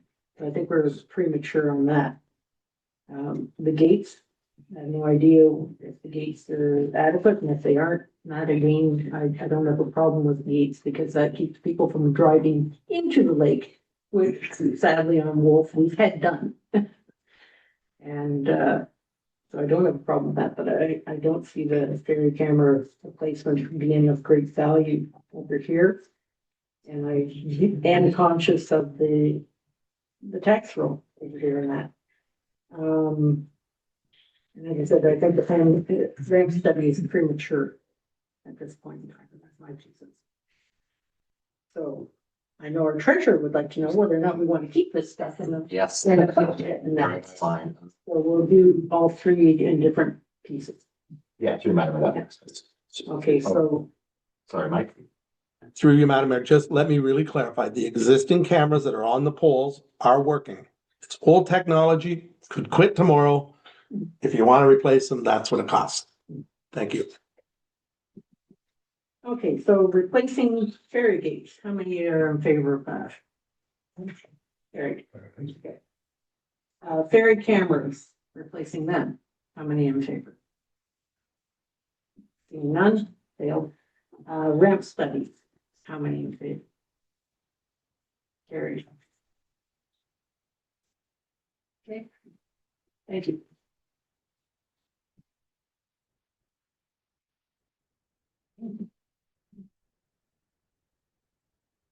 Angelique, do you want to move on to the road slide? Yes. All right, this should be the last big one today. With the Howe roads, we have a very similar situation to Wolf, where there's been some increase on the operating side, but the big change is the increase to net capital. So again, overall for the department, we're looking at 19.37%. So let's get into what that actually means. If you want to go to the next slide, Angelique. So as with Wolf Island, on Howe Island, we're also including the budget for 1 part-time student. Again, this would be working about 24 hours a week over a couple months. We are looking to put in an application for some student grant funding for these positions. We've not included that funding in the budget just in case we're not successful, just because it'd be the first time we try applying for our road students. The remainder of the increase relates to the implementation of the salary grid. Again, just to remind everyone, this $21,000 increase will come down a bit because that also included a 2% cost of living adjustment, which we're no longer doing. Moving on to materials, there's $3,500 of the $6,400 increase just relates to an increase to the purchase of culverts. Again, I think we might have had some culverts in the past that we use, so kind of the next year, just a little bit increase of culverts to meet the demands of our repairs and maintenance. Contracted services, again, there's just an increase in insurance premiums of around $1,800, with the rest being inflationary adjustments. Moving on to the capital projects, which again, where most of the increase is. We want to go to the next slide, Julie. This slide again breaks down the different funding sources in the roads projects that we do. So just to provide some high level context, I think it kind of started back in 2023. Us going through Howe Island and completing capital roadworks to bring the quality of roads up to standard. I will say with this budget, this completes every single road on Howe Island, getting the pulverization and the surface treatment. So after this year, we'd be moving more to a maintenance schedule over the next 10 years. Basically, every 5 to 7 years, we'd be adding a single lift onto the road, which is much cheaper than having to pulverize and do 2 lifts. So again, just the points I want to make here is we are using some extra CCDF and OSA funding this year to get the projects done. One additional thing this year is some development charges would be used for the portion of roads on Howe Island Drive. So in the study, there was an allocation for capital costs relating to road capital work. The thing is, if any road work is done on existing roads, the bulk of that does have a benefit to existing residents. I believe based on Watson's study, it was about 10% of additional road capital work could be applied to new development. Since we're doing the stretch of road that goes down to the county ferry, pretty much all development, if we have trucks coming over, has to go down that road. And again, the road kind of needs to be built up to kind of support any of that going throughout the island. Again, that 23,000 just kind of represents 10% of the cost just for Howe Island Drive is where they'd be used. Again, with this, the last caveat is again, this is kind of the last final push. We'd be not spending this much on roads next year. I think right now we're forecasting next year to be a break on road spending, and then in 2028 we'd be starting the maintenance of the single lift. Just to give council the context, just because there has been a lot of money put into roads, and we want to make clear this is the final push to get us up to date. With that being said, I'll leave it to council to discuss operating and capital items, and if you have any questions for me. Councillor Ackley? Yeah, so far, great job, great report, Mike. Again, I'm all for it. Let's get all these roads done. And as for the summer student, just one little question about the summer student. We took over the grass cutting and stuff. Is that because we got too much on their plate now, or is that because we're going to watch that? I think again with the capital projects, the summer student does have the benefit because our road guys are tied up. Also, just kind of from a township perspective, having summer students kind of allows us, from an HR perspective, it gets people in the door of the township, and down the road you might never know if there's a position to be filled. So there's a benefit there. Mike, I'll let you speak if there's any kind of more kind of factors of why we're just considering summer student for those department. And through you, Madam Mayor, really it's about a person that could be spread across all departments that could assist, maybe over at the park and maybe help them run a flag or whatever if there's road work. It's just an added body. And because the grants are available, our hope is to offset it with that. And this is just this year for now, right? Yes, we're just requesting, it'll be requested every year. So yes, you're not approving it to be a permanent part. That's what I'm looking. Thanks. Okay, Councillor Sundberg? Hey, Madam Mayor. So I love the idea of summer students, but primarily because they usually come with a grant. So, because in some ways it's free, but how much of that budget would be to cover the cost of summer students, assuming you don't get the grant? Yeah, through Madam Mayor. So as it's built in currently, we have received grants for summer students for Big Sandy Bay, but not for other road departments. So we haven't built in any grants. So that $3,700 is just the full expense. And it's not netted out with any type of revenue. So it's $3,700 to have a summer student For 2 months. for 2 months. Yeah. So can I suggest that we put it in the budget contingent on us getting the grant? And if we don't get the grant, we'll spend it. Can that come back? Is that an option? Through Madam Mayor, we can make that the option. Again, I would then add in revenue. Again, it's usually not 100%. I can add a percentage. Yeah. So if we want to make it conditional, I'll add in the revenue to the budget as well. Thank you. And the culverts, is it part of the overall, culverts are an asset, right? This is all part of this asset management thing. Is this Part of the asset management, have to replace these culverts? Through you, Madam Mayor. So these aren't structural culverts. So a lot of times these amounts are just smaller, like operating maintenance will switch out the culvert. So it really doesn't have that much of an impact on asset management because we don't treat them as capital items unless they were structural and, you know, cost a lot more. Okay, so in terms of assets, I've been struggling with whether or not we should what's the impact of resurfacing, Lower Side Road? Is 86,000 or something? So I was Yeah. concerned about this and I had a question, that I basically sent to Jesse and he's provided me some answers. So I'll ask the question, Jesse, with your permission in there, and maybe you can expand on the answer. So my biggest concern was if we resurface a road, this would apply to Wolf as well. Are we increasing the asset value and therefore increasing the amount we have to put away for reserves every year to meet this new asset? So can I get some clarity on that? Yeah, so through you, Madam Mayor, when it comes to capital maintenance with the asset management plan, let's say, for example, we went from a road that was always gravel and we want to expand service and make it a surface treated road. Ultimately, with the asset management plan, that would increase the amount we'd have to raise because we're upgrading what the road is. And if we look at another instance, like Howland Drive is always surface treated, us spending the money on to pulverize and do the surface treatment, that's expected as part of the asset management plan, and we're not increasing the value of the asset. We're more extending the life of it. When it comes to Lower Side Road, the one thing I will note just for council's reference, historically, it has been a hard topper surface treated road. Back in 2021, due to the state, a decision was made at that time to pulverize it and have it changed into a gravel road. With that being said, it's my understanding that change is always temporary. So this work again to do the surface treatment is to kind of bring it up to the quality that it was, 5 years ago before we had the pulverization. For the asset management plan, I think historically it has been noted as a surface treated road. So we're less concerned about the upgrade of the service. We're just bringing it to the service levels that it's always had. So then the other question I asked was, what's it, rather than spend $186,000 to surface treat it, why won't we just keep reading it? And therefore, what's the cost to maintain this as a gravel road? So gravel and plowing and whatever else. Yeah, so through you, Madam Mayor, I think for this one, I'll let Mike Quinn, I know just because he's a little bit more on top of the operating budget. I think again, with the gravel road there, you have to lay down gravel and there's significant grading. I believe the number we're looking, depending on what's needed, $4,000 to $10,000 a year operating costs.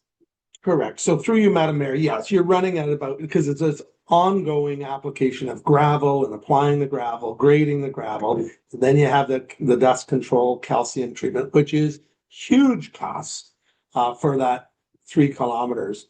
And then the ongoing grading, we all experienced it when we did the surface treatment.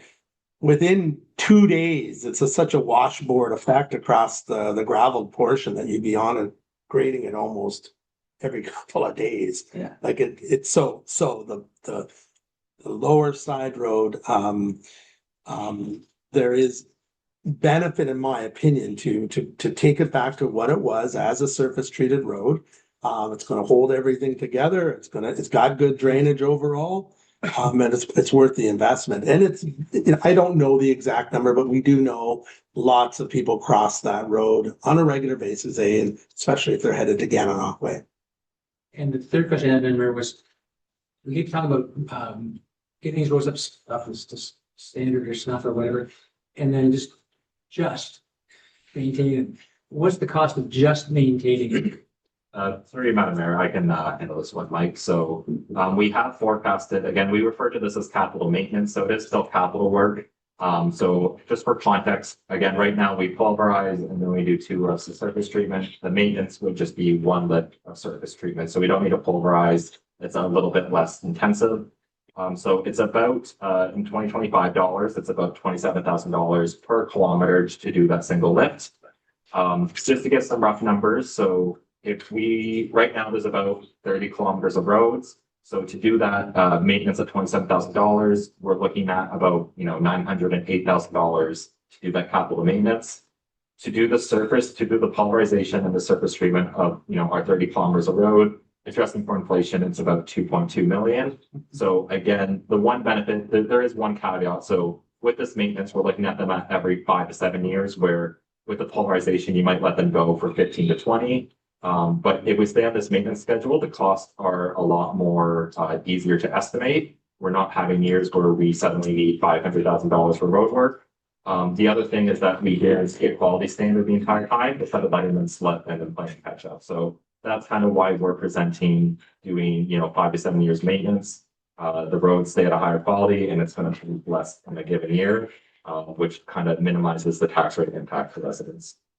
Well, thank you for that, but I haven't seen this ongoing plan. Yeah. So when is this gonna start? Are we loading up a future council of 3 or 4 years from now with a whole bunch of upgrade costs? and Yeah, stuff? so through Madam Mayor, so when we're working with our consultants, we have given them kind of our road forecast and that would be put into the asset management plan. I think an important thing to know is with this, basically, when we get to the asset management plan, again, we'll have more context next week, but regardless of what we spend the money on, based on our inventory, there's a gap between what we raise on taxation and what we need to raise to make sure that, we have enough money in our reserves 20 years from now, to replace our assets. So again, this will kind of all be worked together. I think we're more than happy to provide council with the reports, kind of with the next 10-year projections. With that being said, again, this is staff taking the time to budget and prepare it. With that report, it's not like we're beholden to it. If the road happens to be in a little bit better shape, you could, make a decision in you to push out, the maintenance by a year or whatnot. But again, I think with the asset management plan getting presented next week, there'll be a little bit more clarity on the cost for the township and its residents. Just go around the table first. Okay, all finished, Councillor Saunders? Thank you, Mayor. Okay, Councillor Halton? So I think it's fantastic you guys are getting there. As for down the road, I mean, you have to do these 5 to 7 years. This is not a paved road, it's a tarred chipped road. You have to stay on them or you're gonna get in the shape we're in. Hopefully we'll get there in the next few years. I think it's great. Okay, Councillor Jablonski? Thank you. Yeah, my background's maintenance and I realize it doesn't seem very fair for all the money into it just to maintain status quo. But you have a nice new car, you don't maintain it, it's not a nice new car anymore. I'll be honest, the 510,000 will be probably what, 535,000 next year or the year after that, if you have council that wants them to put that money in. So you guys are like 7.5 Ks away from MOE roads done. I tell you, that's all the roads, is it complete? Pretty much. I say, yeah, I give her done. Okay, I have questions, a Yep. couple regarding the reserve transfer from OCIF and reserve transfer to CCBF. I wasn't aware we got that much in reserve over here on how. Yeah, so when we normally see the reserve balances and those fees are under so I guess to clarify, this is like obligatory reserves. So the regular reserve balances are much more weighted toward Wolf Island. They have larger amounts, but this is the obligatory reserve balances. We didn't exhaust them with this previous road work. Not with last year, and we've been splitting the amounts of 70-30 between. Did you create that reserve sheet for us, not that we can look at this other stuff? Yes, by reserve. So in like the budget presentation, it has the reserves listed, and it has the obligatory reserves. What I guess more information. Which page was that? Oh, it's up near the top. I think slide 10 or 15. Very start. Yeah.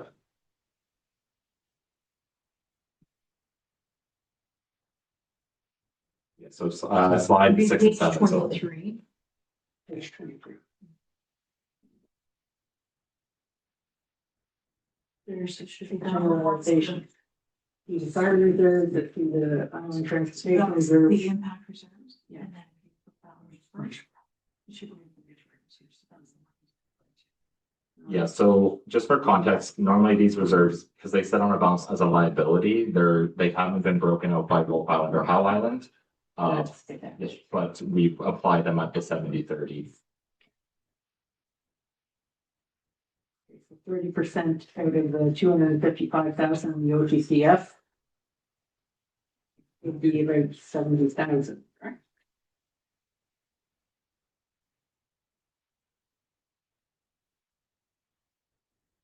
And gas tax, even less, it's only 79% of that. But to me, these are very large figures that you're pulling out from the CCDF and the OCIS. So, Madam Mayor, I Mhm. think what you're looking at is just the 2025. Mhm. So adding 2026, Mhm. and that's what we will be. Right. So this is. But your these are Wolf and House, I'm looking at 30% from that would be the Howe Island share. This is obligatory reserves for both budget. Correct, adding your 2026 Yes. utilization, so. Yes, so I think for context, I can look into it, because we've had reserves like these obligatory, it goes back beyond 2024. The previous split wasn't always even. So there might be, when we're looking at those original balances, I think it's gonna be, I can provide you more information, but there's some historical context with how they were used between the islands. With like the funding, like if you look at like the current year, and I think most of this one, it's at the 70-30 split. Okay, the other question regarding the culvert purchase and that, we had a ton of culverts when we got here. We joked that we had lots of culverts. Are we all getting low on culverts now? Mike, why don't I let you speak to the inventory? Through you, Madam Mayor, the inventory in this yard, there's fewer. We use some, but they're all the wrong size. And so therefore, we will, as far as I'm concerned, sell them to Wolf Island. Are they the right size for Wolf Island? They're free. Okay, do they require smaller culverts or bigger culverts? Probably Mike's in the same situation as us, as we do need some certain size ones. We might have went through some 16-inch more than the 24-inch. Yeah. So primarily we have the big guys. You do have some, we have a lot of them, and Mike does too, but we're looking for smaller ones now. So maybe some other municipality would like to buy our big guys and we could buy the appropriate size rather than get them wrongly sized and pumps in our roads and stuff. And just, Yeah. it's not my area of expertise, but I just know we had a ton of culverts everywhere. Okay. Councilor. I believe that the trade-off thing would be the better thing to do. You know, we just gotta purchase small ones, so. For some areas, but you could use our big ones. Cause you guys are bringing up your road level big time. Yeah. Compared to us. So, Thanks, guys. Yeah. sorry. Put it this way, no, Sorry. this is it. I want to make sure that there's a fair. Yeah, We have worked back and forth. Yeah. helping each other. I think it's probably better to. Okay. And as for the surface treatment of the roads. This is a lot of money, I agree, that's getting put into roads. That in the future, and that not only will you have the maintenance of it on a yearly basis and that, but also money set aside in reserve so that no future council gets hit with these massive amounts that's being spent. That being said, maybe future council will be able to reduce taxation rate, that's with all the blessing of it, but looking at that Good Roads report and that was created there in 2022, and that, just to be clear, in that our roads were not in bad shape. It was quite clear in that they were above what most of the province required, and because they're low volume roads, to this day, I don't believe we own a vehicle counter.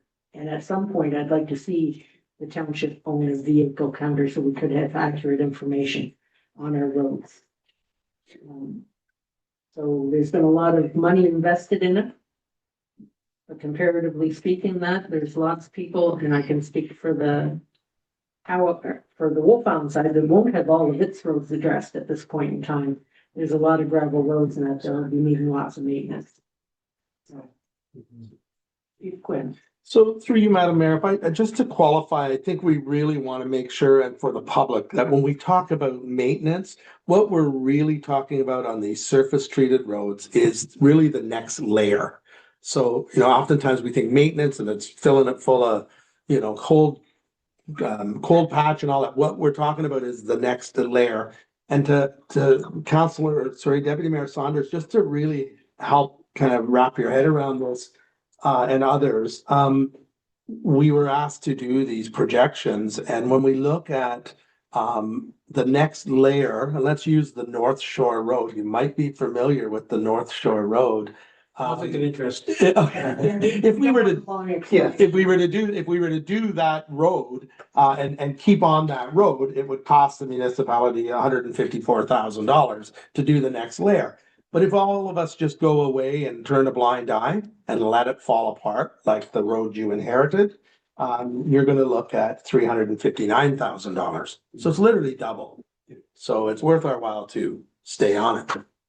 Thank you. Okay, so sounds like you had support for moving forward on your roads issues. Yeah. Am I right on that at this table? I see nodding, okay. And through your Madam Mayor, actually, I have good news. It doesn't affect the vote. The funding for the roads, actually, there will be a calculation adjustment for the next week meeting. And instead of 510, it should be around $501,000. So there was just something, after this budget was prepared that we fixed the calculation. So again, assuming council not going to change its vote. It's less than- Yeah, through Madam, just quickly, I think maybe I have the OSIP reserve transfer in CCBF. Those wordings need to be switched. I think I was looking at it. Okay, I think it might have just been a typo there. Thank you. Yes. I try to follow money. Yes. Yeah, usually when you find something that it's worth investigating, just so. Angelique, if you go on to waste. Okay, so we should probably get through this last three pretty quickly. For the waste department, we don't have too much of a change. Again, with the salary and benefits, what happened here is, I think based on past budgeting, we kept it last year, is that for some reason, a portion of the waste recycling and salaries was put into the waste budget. So we never double budgeted, but it was included. So when we get to the next slide, we're no longer operating the recycling depot and we had decrease in salary costs. That's why we're seeing around kind of the $6,000 change here.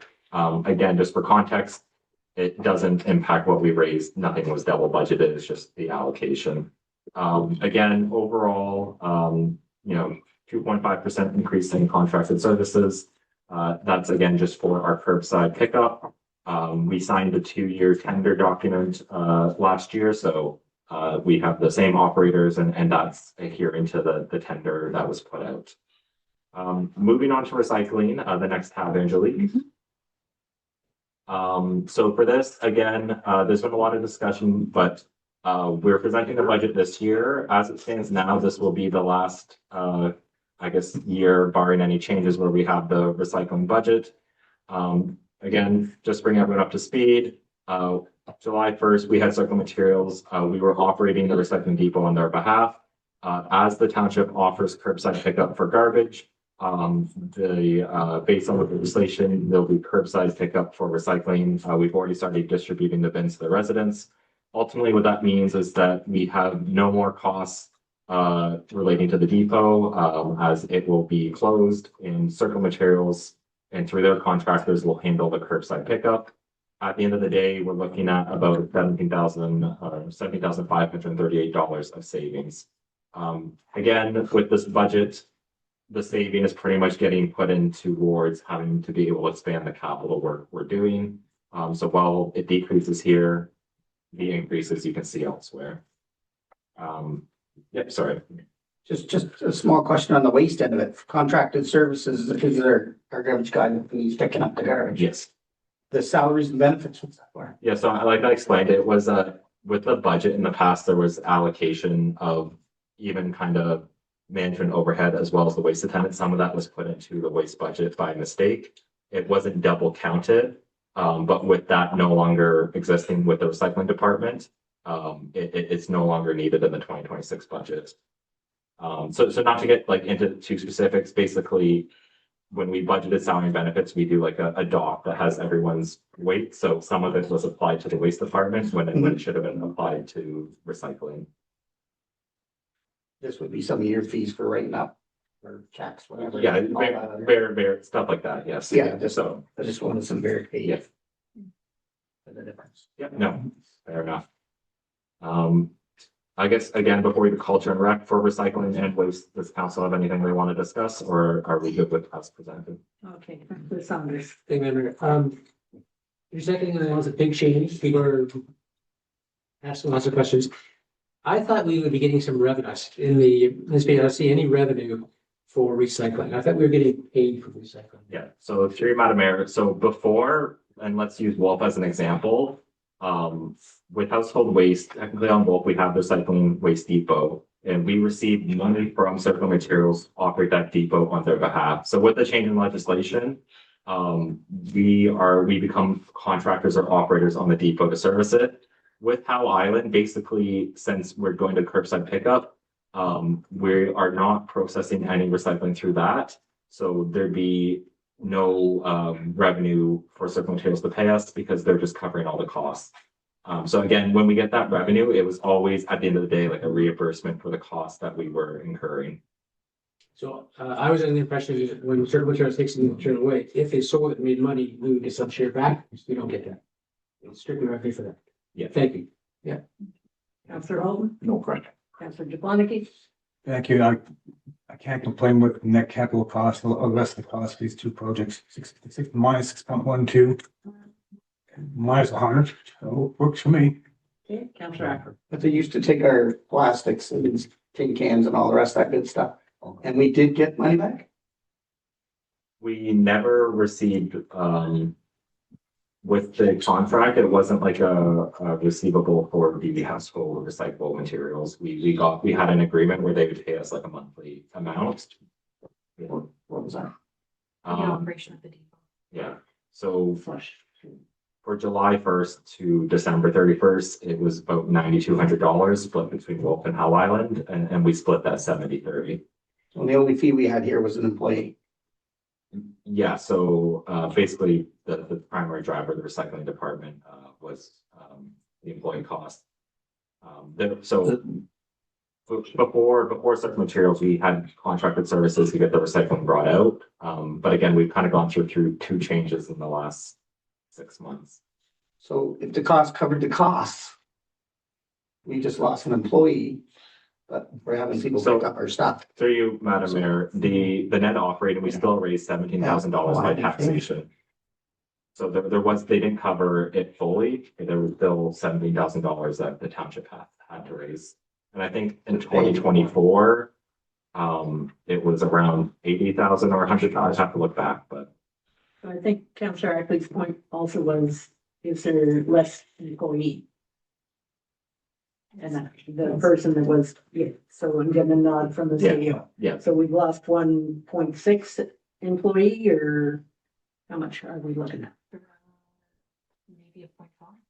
yeah, What that about- FTE equivalent, yeah, it's just part-time. Okay, just wanted to check on that. Chief Quinn?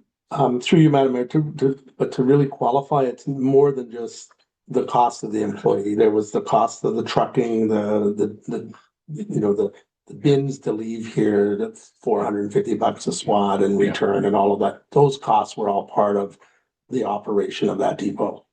But I thought he just said the product erased all that. Am I wrong? Now it's revenue neutral, and it's nothing that we're going to charge for, correct? Through you, Madam Mayor. So Manco came and picked up our bins from January 1st to July 1st. Yeah. Each time they come over to swap out bins, it cost us $450, $500 per time. From July 1st to December 31st, it's not costing us anything, and we were receiving money to operate the depot on behalf of Circular Materials. So they were providing $9,200 to the municipality, which we split between Wolf and Howe for the operation to offset costs of hydro and plowing and whatever other maintenance costs and stuff to operate the depot. Now, because the depot is not going to be out here any longer, it's net zero because they are covering everything because they're doing curbside pickup. I think that's it. Until the province changes it again. Thank you, Madam Mayor, then, so we're on to our final slide with, for the budget sheets, which is culture and rec. Again, so just to kind of clear things up, in this budget, we have not budgeted the cost to lease or operate a parish hall. There was a report brought to council. Staff received direction to speak to see if we could bring a more concrete agreement with the details laid out. We're still in discussions to see if that's possible, but at this time, we don't have enough information to include anything in budget. So again, for the most part, I'll kind of get into the changes. Angelique, if you want to go to the next slide. For materials, we're looking at about a $3,800 increase. So $1,500 is for an increase in materials to spend on the trail. Again, I think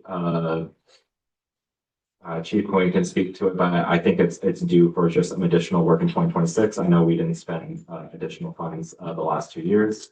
We also included $3,000 for minor equipment replacement. So the pickleball nets, I think those have been used since 2022. So they're due for some replacements, and then we're looking to purchase a rotary tiller as well. On the contracted services, there's an overall $2,400 decrease. So we're decreasing the landscaping budget by $3,000, and that decrease is then offset by some inflationary increases. Moving on to the next slide, Angelique. For culture and rec, the capital expense that we have is accessibility upgrades for Patrick Norris Park. I believe the bulk of this cost is to add a ramp to the second washroom that we added in 2025 to make sure it's fully accessible. As with Wolf Island, we collected parkland fees that are put into a obligatory reserve. These fees must be used for recreation capital expenditures. So we'd be utilizing some of that reserve to fund this purchase. So that's how culture and rec. Is there any questions on the budget being presented currently? Councillor Merkley? No. Councillor Saunders? Hey, Member, I do want to make one comment. The presentation we heard earlier from the Recreation Committee did not include the ongoing annual end of season baseball and fireworks. Councillor Ashley has assembled a team and they plan to organize the entire thing through donations and stuff. So I want to, I guess, recognize Councillor Ashley's effort to run these events through donations and stuff as opposed to township taxpayer funding. So thank you, Councillor Ashley. Okay, Councillor Holden? No questions. Councillor Duwamicky? No questions. How much of this can we use with that parkland reserve funding? Is there anything else other than just the ramp? To you, Madam Mayor, so Pickleball nets? so it does have to be capital, so you can't do like sporting equipment just because if you're buying a couple basketballs and whatnot. I will say there's still money left in reserve, and then hopefully we can actually kind of use that parkland funding every year to help cover a couple costs. But yeah, no, I wish it could be used for everything. So there are two final slides. And then, so just to recap where we are, we've gone through all the budget sheets. There's two more slides about items we did include in the budget, but wanted to bring to council's attention because there's going to be, some long-term impacts on the township. Once we're done that, at that point, if any councillor wants us to go back to any slide we talked about, there's some discussion you felt hasn't been had and you want me to address what I bring to you next week, we can discuss that. We'll then approve the community group grant funding. So we have that all sorted out. And then after that, we're done. So Angela, if you just want to go to the next slide. Oh, Sorry, thanks, Jess. So through you, Madam Mayor, I do have resolutions here. Once we go through and just to approve. So for example, council directs staff to proceed with budget for council as presented, less the COLA. So we can make any amendments to it. It's just to give staff direction to prepare the final budget for the next Monday's meeting. okay. So Angelique, if you want to go to, yep. So again, the purpose of these slides is, again, with any budget, there's prioritization about what can we fit into the budget. Also keeping in mind that we don't have unlimited tax increases and decisions have to be made. These slides, again, are just to bring into council's attention of things that we don't necessarily need to spend in 2026, but it is on the horizon. So again, with these slides at council, you can make a decision, let's put some money in reserve. This is just a high level. We don't want things to kind of fall off, and be forgotten about. We want to make sure these expenses that we know we have coming up at one time or another, that they're at least thought about this year. So the first is the official plan. So total cost for that is about $100,000. We're splitting that 70-30, so 70,000 from Wolf Island, 30% from Howe Island. Last year, Wolf Island, as part of the budget, contributed $39,434.50 to a reserved abundant. Howe Island didn't contribute anything. They used the money towards roads. So again, just for council's attention, to still be funded by Wolf Island is $30,565.50. And then for Howe Island, it is $30,000 still to be funded. The next thing I wanted to bring to your attention is a financial ERP, or enterprise resource planning system. So this is our accounting system where we do payroll, our accounts payable, our tax bills. Basically, us and a lot of municipalities are currently with Great Plains or Microsoft Dynamics. They've announced end of life as of 2029, with payroll support getting cut off in 2028, at the end of 2028. So basically, we are going to be required to upgrade our systems, and it's not cheap. Estimated cost just from some preliminary quotes around $180,000.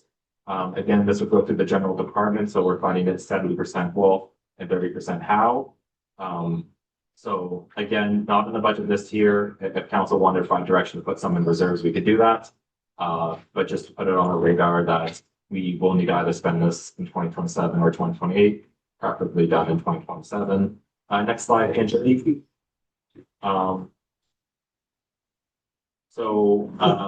This slide does the Wolf and Howe Island departments. So we know we discussed it last year, upgrading the access for all our buildings, switching from manual keys to a keyless fob building access.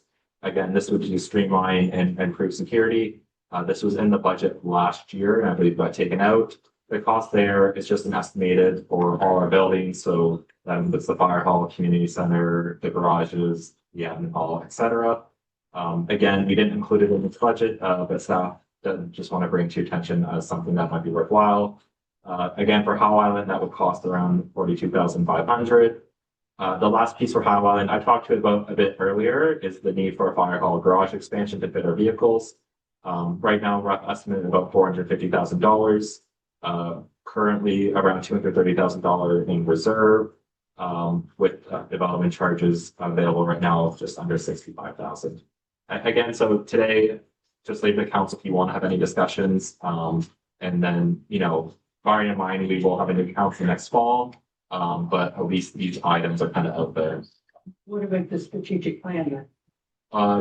Yes. It's a pretty before the official. Yeah, so through Madam Mayor, yes, sorry, good point. That's not included. I think last year was about $20,000. I think the reason we didn't include on these slides is because at this point, staff was thinking with it being council's last year term, that strategic plan might make more sense for 2027. All these other items could theoretically be spent in 2026. So I think that's just how they're differentiated. Theoretically, the strategic plan could be done. It's just the next council would have it to work on. Yeah, so I guess council can discuss. It's just staff thought will make more sense for the next council. Okay. Councilor Abbott, questions? Do we have any money to put in any of these things? So through you, Madam Mayor, I will be bringing an updated budget, and I think as it stands now, we've taken things out mostly, so the tax rate should decrease. It ultimately comes down to raising the taxes to start putting money away. And again, I think staff, and I think council is aware we've had some large increases, which is why we didn't push to silence in the budget. Councilor Fowler? Thank you, Madam Mayor. The one that concerns me is this accounting system. One is the cut for the price of these things. The other is that's non-negotiable, right? We have that already placed by 2020. By the end of 2028. Okay, so we have 3 budget years, right? 2 essentially.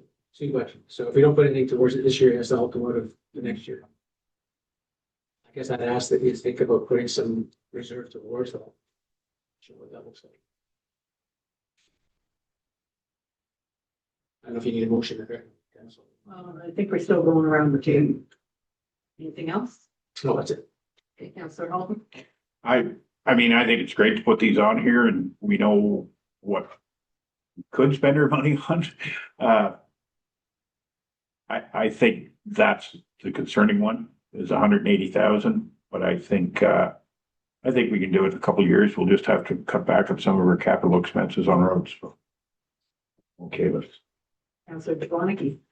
Thank you. I feel the same. I think with all the road work we're doing, all this money we're spending and the increases we're about to see, this can be carried on for the next few, the next council. They won't have the cost of the roads that they anyway. So I think we're setting up the next council fire sheet to get this stuff in place fairly easy. Okay. I agree that, the next council match should not have to spend the huge amounts that we've had to, spend on roads. There still will always be more money required along that line, but there have been significant tax increases. The only thing that still stays with me is the idea of the strategic plan, because if that were completed, then that gives a roadmap to the next council. And it's also important as we start to do our save for the official plan, we are coming to the end of the life of our official plan, but it's still there. But a strategic plan, given the realities that we have with our ferries and the population and the increase in short-term rentals and everything else, I really think a strategic plan would be the better value, and it's not as much funding. So I'm very interested how much we've been able to cut and save from this particular budget. And that, but I think I'm probably the only one that thinks that we should have done a strategic plan long ago, and I still think that there's value, even if this council isn't the one necessarily implementing it, because a strategic plan is about the community giving us direction on the cities, and then it builds from there. So to me, that's the one piece that's really missing, and I'm glad that we did put money aside last year for the start of the official plan, that, and given the amount of budget, I'm not really inclined to encourage to put any more money in for this year. I think that there's still time enough to get into that piece. But the next council on that, if they do move forward on a strategic plan, it'll take them 8 to 10 months and that to get a strategic plan. But anyways, as for the keyless fobs, I'm not a fan of all of that. And I'm glad to see that the fire hall expansion is underway and saving and moving forward at a reasonable pace. So sounds good. To you, Madam Mayor, I also just add the asset management plan. I know I mentioned it a lot. It's been built to have purchasing the software in 2027 in the current version of it. Again, for example, Howe Island, we're not expected to plan to do any capital spending in 2027 on roads. So there will be some more funding available. All right, so we're clear enough on everything for Michael and yourself? Yeah, for that part, is there any particular tab or department that council wishes to go back to before I start going through the motions? So I've been going first. I don't know where you're going to. I would like to see our Wolf Island one come down by 1%. So can you tell me what we'd have, how much dollar value we'd have to cut for 1%? So through Madam Mayor, it's about $24,000. The decrease not doing the COLA is going to almost probably get us a 1% decrease. So again, a little bit different to last year because we have the asset management plan. When we meet next Monday, last year when we met in December's council, we approved the budget. I think it's likely we'll need to present it one final time in January. So I'm going to do all these changes today, and I do think the tax rate increases will go down from what was presented in this version. And then next Monday, if council wants to provide further direction to cut, we can look at options then, if that makes sense. Okay, because I would like to see that get under 4% for Wolf Island. I'm hearing rumors that Howe may be already there. And obvious places are likely Keith and the road work to shave a little. The line painting, I think maybe premature. I know I've heard lots that want them, but I'm not sure how long they're going to last. I think these tar and chip roads could use another year. I understand some of the other roads you'd like to get done. So, I mean, we could always cut some there. I'm okay with leaving it there. Maybe we don't use it this year, but we have it for another year. And then there's just a few cuts that I'd like to do in the community grants. Should we be having further discussion at this point in time now on some of these things? So I hear you, Madam Mayor. So like, I think again, because I don't have the numbers worked in, so it's that facing discussion today, that if there's anything specific, but if it's just a matter of what can we cut to drop the tax rate, I think that'd be better suited for Monday, once I provide like the updated increases. If there was something you felt strongly, you know, about a specific item, that makes sense to discuss. Yeah, so I do think we're pushing down lower, because there was also the co-op, business co-op part-time salary that we took out as well, so there have been changes, decrease. Okay, thank you. And just while we're going, there was one thing, because Kate's here today as well.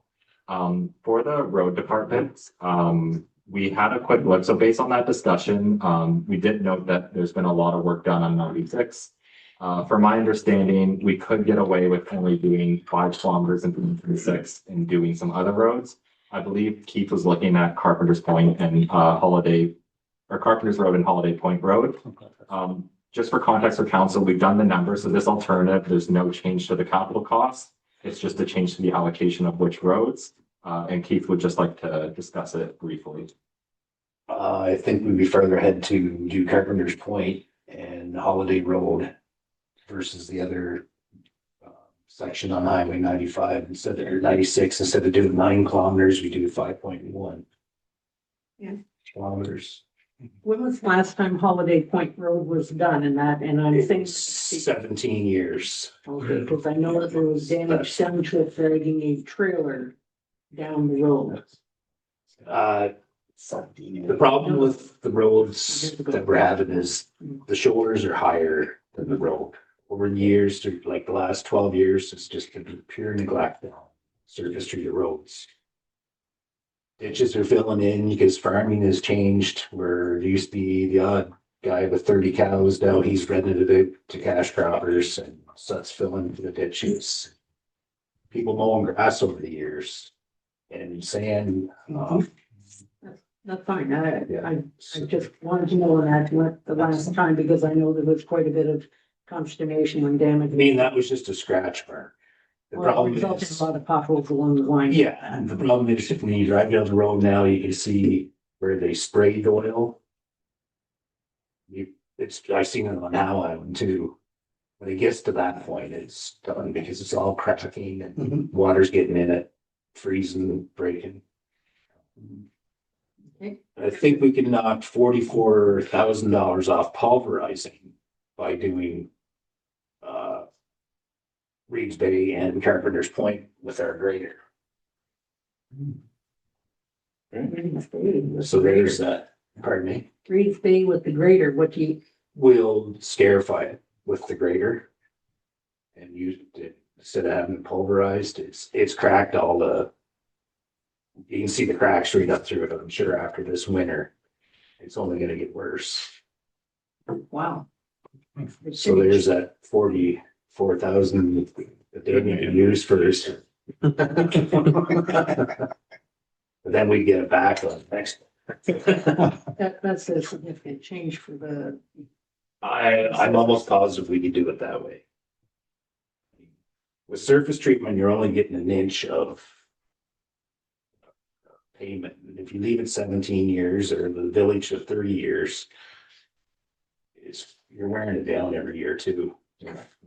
Like was mentioned today, we have to be on top of continuing there.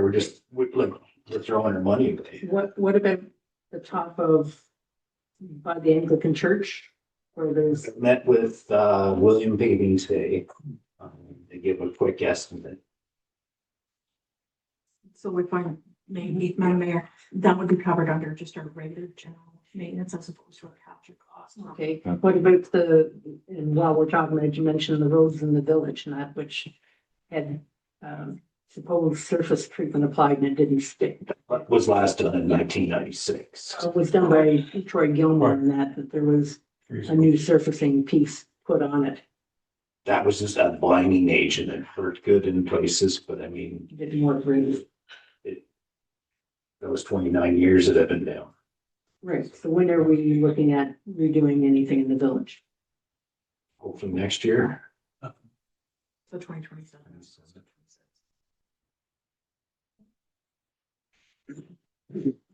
Yeah, so I think just for council, like when I present the slides, it's gonna be the same dollar cost. I'm having trouble pulling it up, but I know we're dropping Road 96 from 9 kilometers down to 5.1.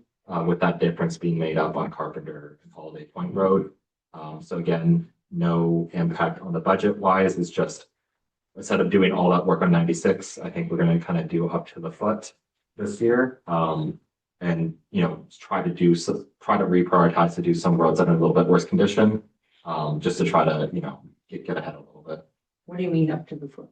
Or Keith, you correct me if I'm wrong. So we do in the last 5.1 kilometers to the foot from the 17th to the end, So we're doing the foot the very end. and leaving the stuff in the middle. For Yes. 1 year, the plan would then to that second middle is just better quality that would be done next year to get Carpenter's Point and Holiday Road. Is the thinking behind it. If council, we can keep with what we had. We just wanted to bring it just because we thought a little bit after last week's meeting. Councillor Halton? So that makes total sense to me because our quarry is now located at the 16th line. So that would have the trucks not driving on new pavement, going down, tar and chip in the end, back up. That makes a lot of sense. And then leave that middle section, which some of the sections have been redone more recently, not what they should, but more recently. So that makes total sense. We got to try and get these covered as quick as we can so we can get on that maintenance program. Thank you. Nice. Councillor Jablonski? Thank you. I'm gonna hate to ask this question, but I live in Holiday Point or two. Would it be cheaper to break it down and just grade it if I'm going forward instead of putting hot top or a fresh back on top?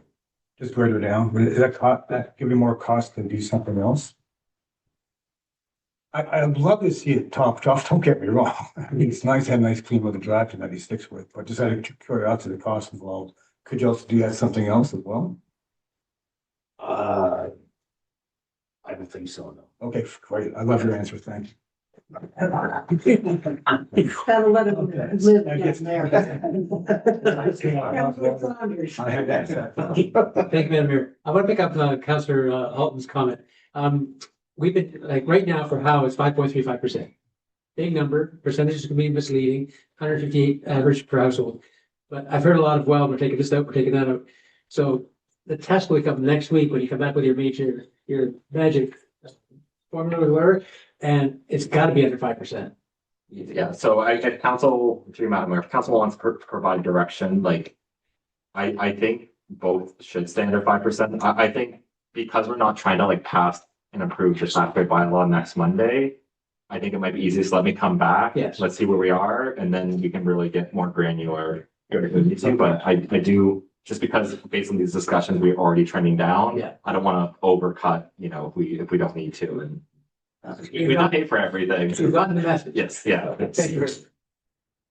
And just keep in mind that our tax piece is only part of it. We have the county that gets added in onto it as well, and the health unit as well. Not the whole, sorry, yeah, the school board. Health unit, trust me, went to the county and that, so they've added in.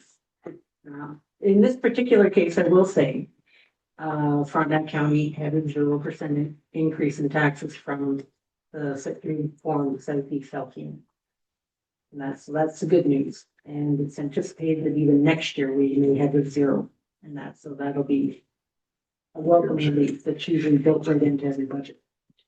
And that's so, yeah, so it's going to be the best you can do. In the reality, if there's grants that are available, it will certainly help to offset some of these costs. And in the future, perhaps another council will look more closely at things like the MAT tax, short-term rentals, licensing for seasonal trailers on empty lots, things of that nature. And I do hope there is a time when the taxes are significantly lower than even the 4 or 5%. And that's because I think with the amount of increases we've had so far and the amount of work that's been done, I think that we should be okay. And that, but I don't foresee the next council landing into a huge deficit if we did. So that's the good news. Okay, so now we have a series of motions that will make our CAO happy. I'll let you read them out. You've got them written. Question from Councillor Hall. So are we going to go through the community grants? I thought we were going to Yes. go through that. That will be part of the group. We have one for each. Okay, perfect, thank you. Moved by Councillor Jablonski, second by Councillor Holton, that council directs staff to proceed with the budget for council as presented, less the cost of living.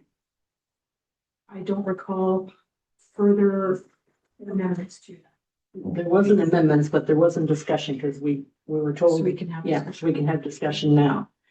And if anybody wants to look back at that, the one thing that caught my eye was the 7,000 in contract / legal fees. And the explanation I heard was related to integrity commissioning reports, which is something that's generated when anybody from the public or from council that issues that. I look at that more as part of the general cost of administration, that it's not something that was occurred directly to council. That being said, if council directly requests a lawyer to be involved, I could see that. Yeah, there's, as example, there's other legal fees that we're expected to have in 2026 that feed into that amount. In that case, it might not be high enough. That's what I'm thinking. If council wants to raise more money for legal, like, I think, again, it's a bit of a conservative estimate, and we do have legal expenditures in our admin budget. I think the purpose for that is we had to bump it up based on, so we still always budget for legal expenditures, but we had to bump it up. And from our perspective, it's, it is more department related, because that's where like the cost will ended up being recorded. So how much do we have in general, large figures for legal fees? Yeah, if you just give me 1 second, I can pull it up. So under the admin budget, for legal fees, we have currently in the 2026 numbers, we have about $8,000 in there. And then I think under the roads departments, historically, there's been $5,000 budgeted in case there's a legal issue with the road. So if council wants, I can add up all the different places. Again, with the budget, we're reflecting that there's an additional amount that we were budgeting for in 26. Any comment on this, Councillor Ackley? Well, I just hope the costs go down and you'll get a lot more, I guess. Councillor Saunders? Well, it's unfortunate we have to budget for legal fees, but I guess that's the nature of the world these days. Councillor Holden? I'm good with leaving it there. Councillor Jablonski? I'm leaving there as well. I honestly think it should go up. I'm in the minority of that. Okay. And anything else for council on the sheet? We don't have anything for training or conferences in this budget for council as well. That is correct. So councillor. So sorry, for new council, there's $2,000 of training that Yeah. will take place November, December, but nothing, I guess, per se for current. council. Nothing for the current council. Okay. And I think that that's an unfortunate occurrence, and that I think that the value of conferences has not been well understood or supported by many.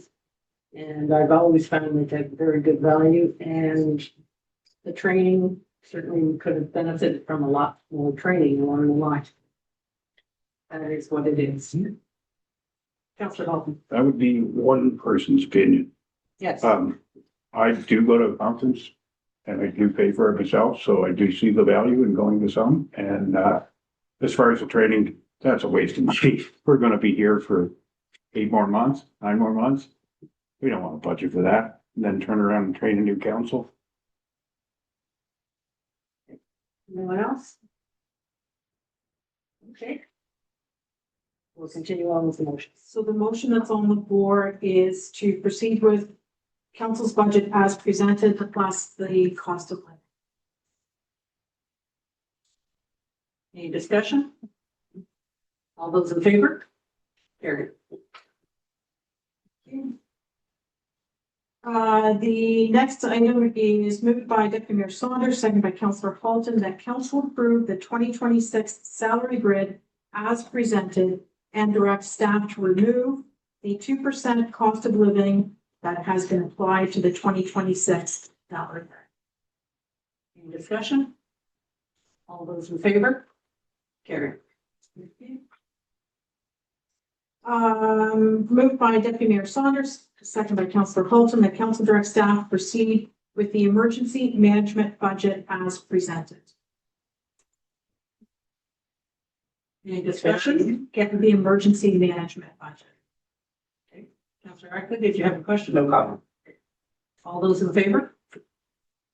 Carried.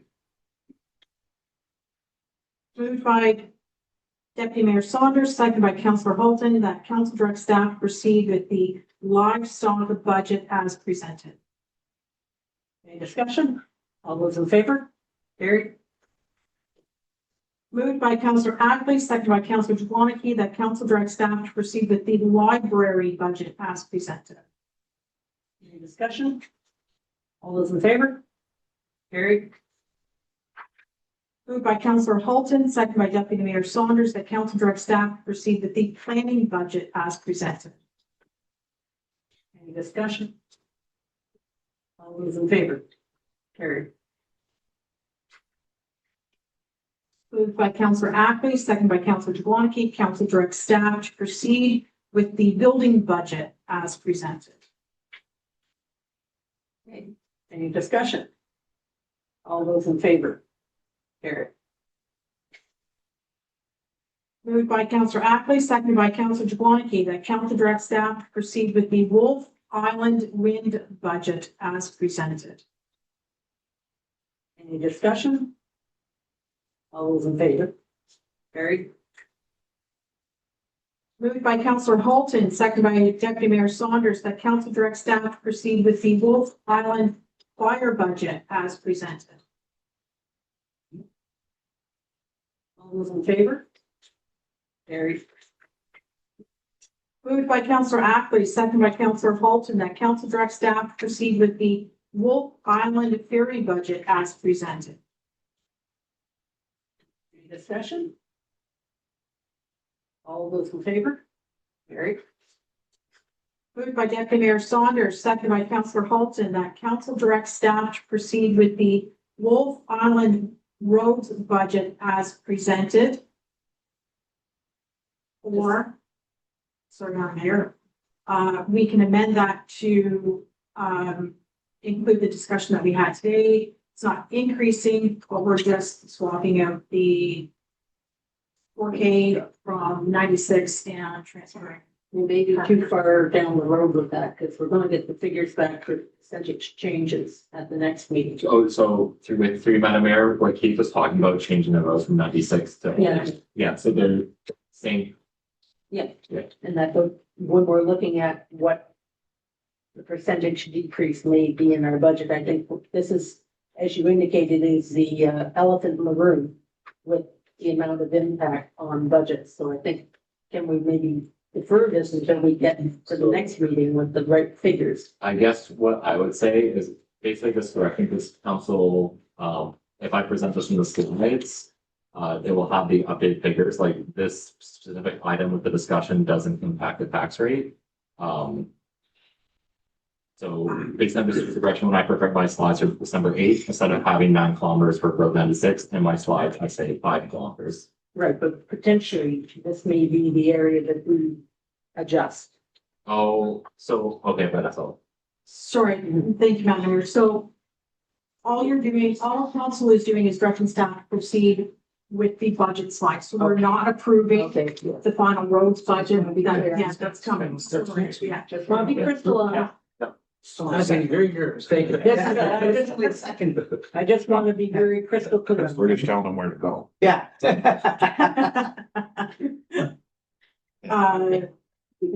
So, yeah, All those in favor? thank you. Moved by Councillor Ackley, second by Deputy Mayor Saunders, that council direct staff to proceed with the Wolf Island waste budget as presented. Any discussion? All those in favor? Moved by Councillor Halton, seconded by Councillor Flonky, that council direct staff to proceed with the Wolf Island recycling budget as presented. Any discussion? All those in favor? Moved by Councillor Ackley, seconded by Councillor Halton, that council direct staff to proceed with the Wolf Island seniors housing budget as presented. Any discussions? I have one question on that. From the capital reserve, national, we've been saving all the way along for that generator for them. Was it really necessary for us to save along, or should there have been some capital reserve funding from building that we should be able to access Those are funding from, from the building and that? In the seniors housing. For the seniors, yeah. yeah, so. Some of the reserve fund. Through you, Madam Mayor, I think the issue in the past was because we had the seniors home reserve, but it was being used to fund some of the debt payments that we were trying to put in extra money. Now that we moved it off of funding any debt payment from reserve, I think I'm just looking here now because we have about $150,000 in the senior home reserve. But I guess going forward, we have that to make use of.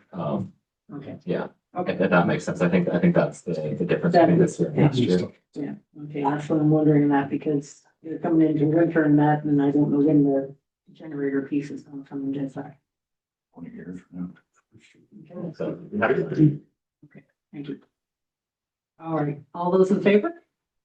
Carried.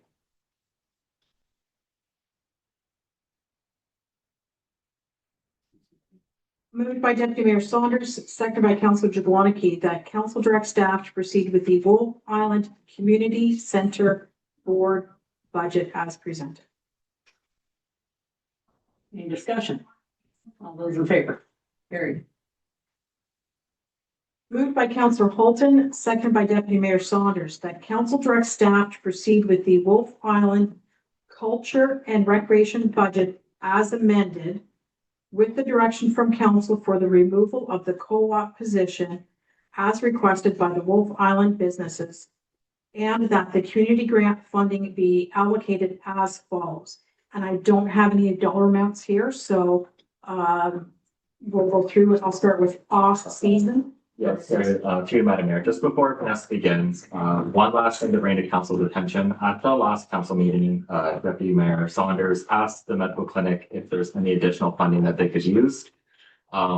Just because how things are happening between the meetings, they have reached out to us and said if they received an additional $17,500 of funding from the township, they would be able to do a pilot program where they have a nurse practitioner for 4 hours every single week. Obviously with a request like this, we want the group to come to council and make the request.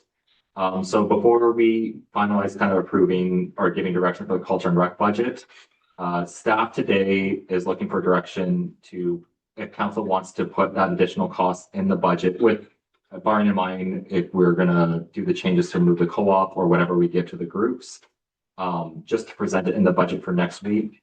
The medical clinic would submit a letter and they would present to council. So just again, to clarify, we're not looking for council to approve the request, just for staff to have direction to put it into the budget to see what the impact would be to fund this pilot program. Okay. Question, Councillor Ackley? No, it's probably a good thing that Wolf Island has some more healthcare for people and maybe put it in the budget and see, and if it's there, it's there. Councillor Saunders?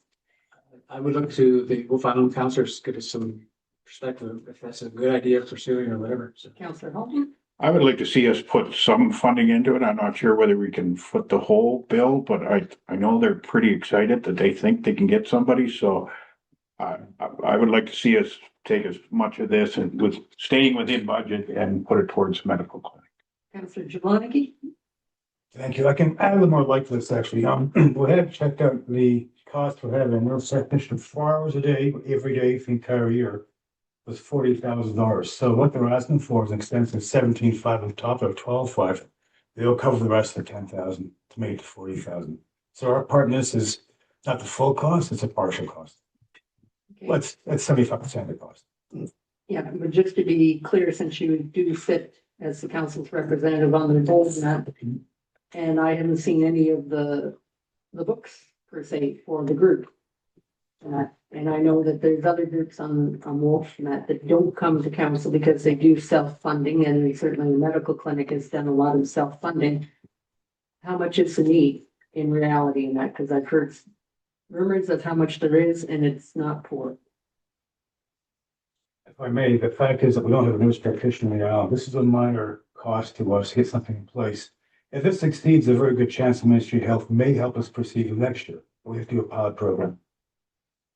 So really, You didn't It's one- answer the question. it's a one step in the right direction. Clarify question? The question is, how much do they have in the bank basically right now? Are we, the reason that you're asking for 75% of the funding to come forward when we're already providing 12? They're doing well. They're in the black, not in the red. But it doesn't mean you should dream themselves either. But how close is it? And I thought one of the criteria we had for groups coming to the funding was to also to give us a clarity as to what their financial situation is. Isn't that right? Through Madam Mayor, there's no requirement for groups to provide financial information. They do have to submit a final report to show that they use the money for their needs.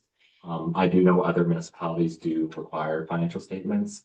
Again, it is a relatively new process for the township and we just began formalizing. So I think in general, there is a plan probably to actually develop a policy. Right now, I go to council for and get approval for procedures. But yes, so some places do require groups to submit financial statements, but it's not a requirement currently for us. Okay, and there's a reason I'm asking this is that the county and that we had an envelope of funding that we've been putting 20,000 a year into for recruitment of physicians and nurse practitioners. And when they made the presentation pitched at the county and that they asked for a full 20,000 and it was turned down. And part of that was the comments from the other councillors, how much have we put in from the township towards this project? So I'm not opposed to putting in a reasonable amount to the project. But I would also put the caveat in that at this point that we need to go back to the county and that if we funded it perhaps 10,000 and go back to the county and say, look, we're putting 10,000 in, we want 10,000 out from your fund and see if we can get it that way. That certainly wouldn't put the medical clinic in financial distress if they ended up having to pick it up. But it's more than reasonable because at the county level, we're supposed to have access to that funding and we couldn't because they never came to ask us. So that's my point. I look at this as, and we aren't making a decision today, but I look at this as closer to $10,000 ask potentially, and then turning around and making a motion to county asking for the rest of the amount to come out. Councillor Holt. So just to clarify, the money in the county was for paying a nurse practitioner? Yep, recruitment. I thought it was recruitment. Recruitment of nurse practitioner and physicians. They were ready to. So it's recruitment or is it payment? Just to clarify, it said recruitment, to me, that's getting the person, Yeah. not paying them for the position. So, That's actually. I mean, I hope we can get it from them. That'd be great. Well, this is that it's Said recruitment. in their version that it was very loose as to how it can be applied, whether it would be golf memberships, reduction in rates for rental, almost anything. So this was actually a program that I fully supported and that I really thought that we might be able to get some funding because we get very little at that county level and that a lot of the money that they send there is put into the pick and push trail. And that's the God's honest truth. Multi-million dollars invested that has very little impact back to us. So to me, the only valid point that they had was the group had not asked us to contribute. So that's where I'm looking at it, that I'd like to go back, kick at the can at the county and that to see if we can get some funding. But I do agree we need to have a nurse practitioner on the island. And I do know that it's not going to break them one way or the other. No. Counselor, just a second, Counselor Saunders? Thank you, Madam Mayor. I think this is a brilliant offer. I really do. I think we've been struggling with how to improve health services on the island. Here's a group coming forward, and I don't want to get bogged down working through grinding through, working with the county to try and find this extra 5 or 10,000. I would fully support what they're asking for. And it's a brilliant offer. I don't want to turn them off. So. And I would say that strategically in that if we can get it through the county as well, it will enhance the application to the Ministry of Health, that there is a recognized need. Counselor Zablonski. So imagine this conversation will support the idea. We'll find some more funding, but all we want to do is just put this on the table for next week. So, yeah, and through you, Madam Mayor, just for context, like, so we're gonna, council has to do the resolution, but based on discussion last week, you're taking out the money for the co-op part-time person. So that's about $13,000 to work with. So even then that gets us, if council wanted to redirect it. But like I said, I want council to make the decisions based on the presentation. I'm then gonna just build out the budget based on what council approves today. And then next week, just kind of show you what it looks like. And then someone from, or Shayla McDonald from the medical center will present the new request and council can have the discussion on the merit or, you know, the merits of it, with it built into the budget. So that all makes sense. Okay. Counselor Holton? So just to clarify, make sure now, we could say, go ahead, put it in. We can do what the mayor said, which is a great idea. We can go to the county then and say, we put in money, we want you to pay half of it, whatever they can. But we're not setting it in stone. We're just saying, okay, we'll put it in, see what the budget looks like with it in.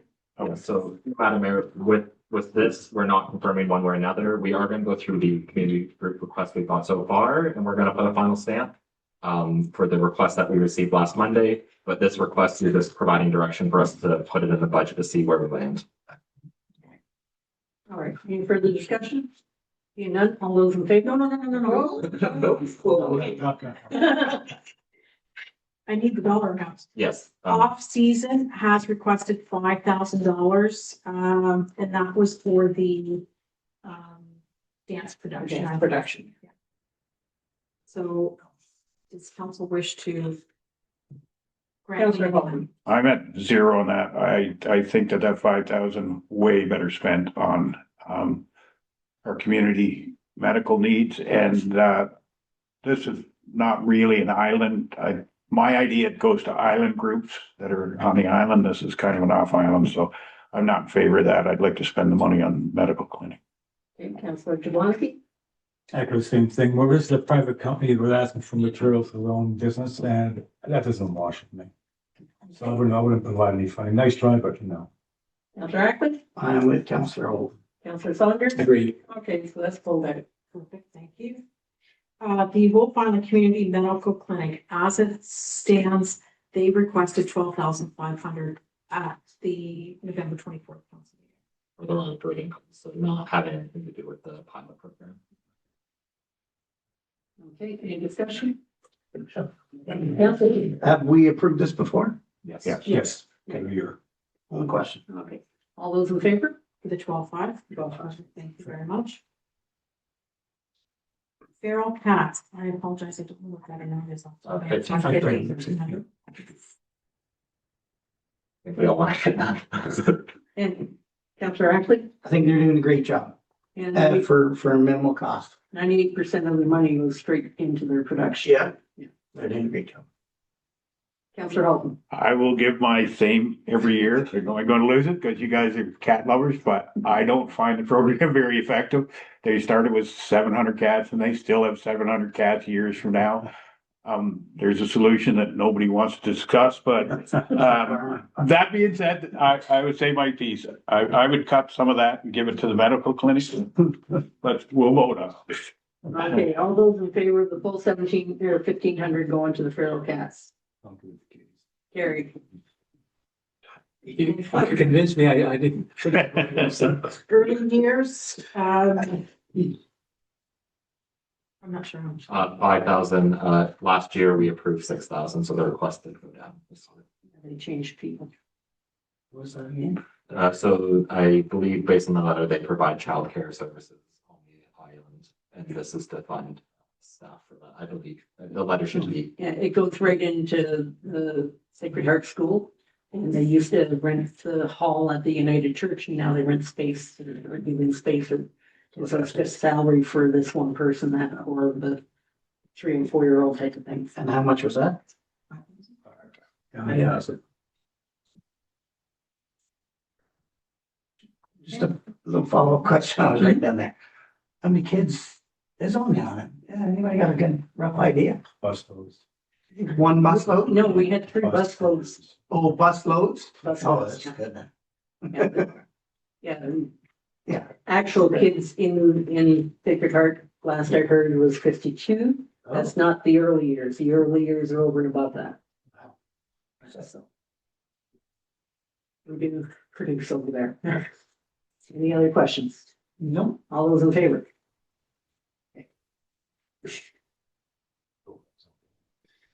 And then finally, the Bloom and Gardeners.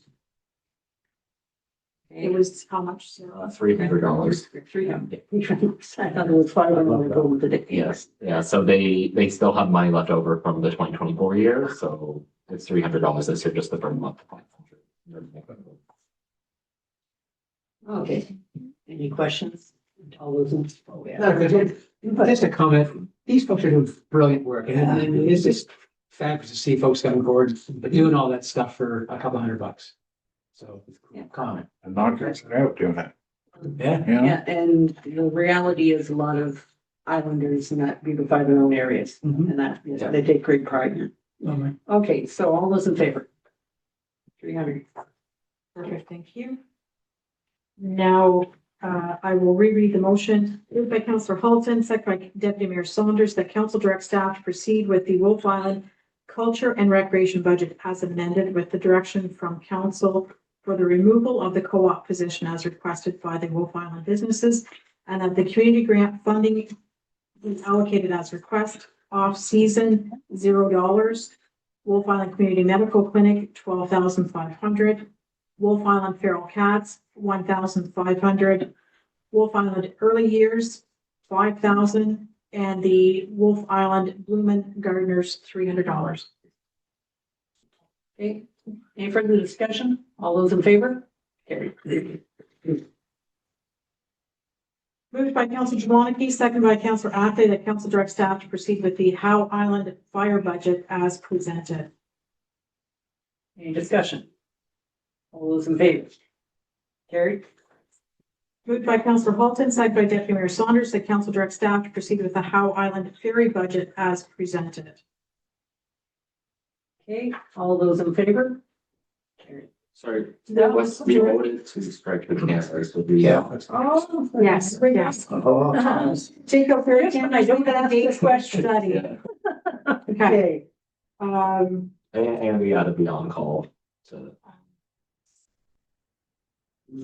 try. I don't think we added the on-call budget, did we? Through Madam Mayor, I believe Yeah. we added it with the stipulation that if Only you if don't, MTO yeah, matched it up. so we'll include it, but staff won't, pay for on-call unless we get the MTO. It pretty much just allows staff to go to MTO and say, Can we get this? Okay.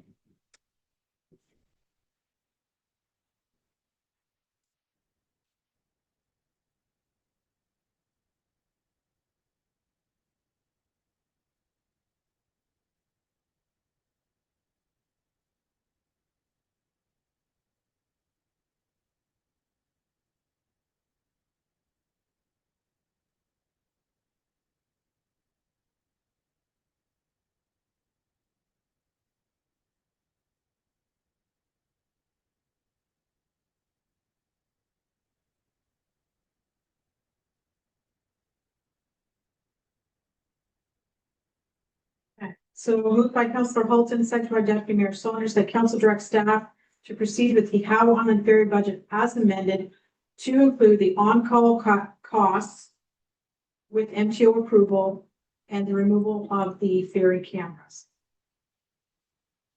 Any further discussion? Councilor Abbey? Not removal of the ferry cameras. Well, the new New cameras. kids, yeah. Which is, some people go crazy.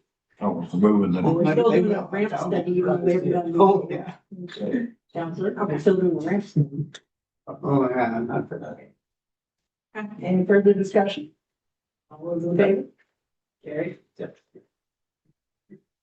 Moved by Councillor Ackley, second by Councillor Jablonski, that council direct staff proceed with the Howe Island roads budget as presented. Any discussion? Well, I'll just make mention that it's a large budget. A large budget. And it will be paid for by primarily taxes. All those in favor? Moved by Deputy Mayor Saunders, second by Councillor Fulton, that council direct staff to proceed with the Howe Island waste budget as presented. I think the salary and benefit piece. It's, to Madam Mayor, it's correct. I was just explaining what the difference was. Any questions? All those in favor?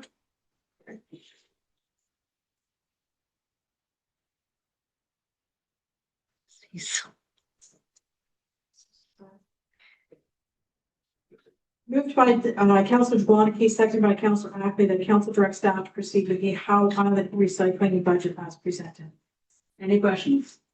All those in favor? Carried. Moved by Councillor Holton, second by Councillor Ackley, that council direct staff to proceed with the Howe Island culture and recreation budget as presented. Nope, sorry, wrong one.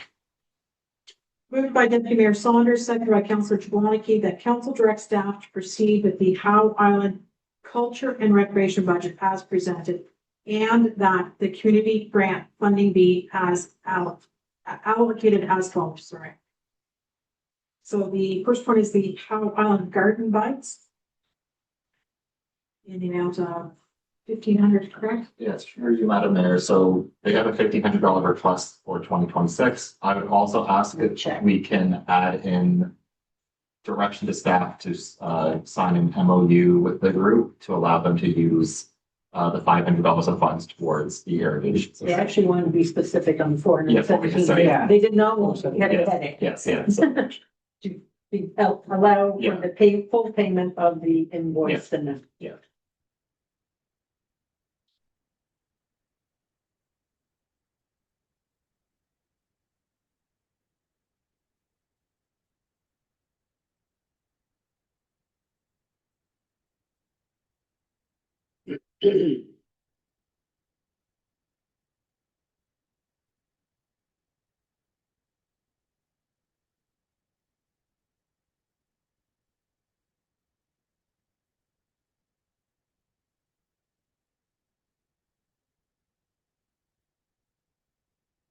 So, and that council direct staff to enter into an MOU with the Garden Buds to allow for the payment of the repairs to the irrigation pipes.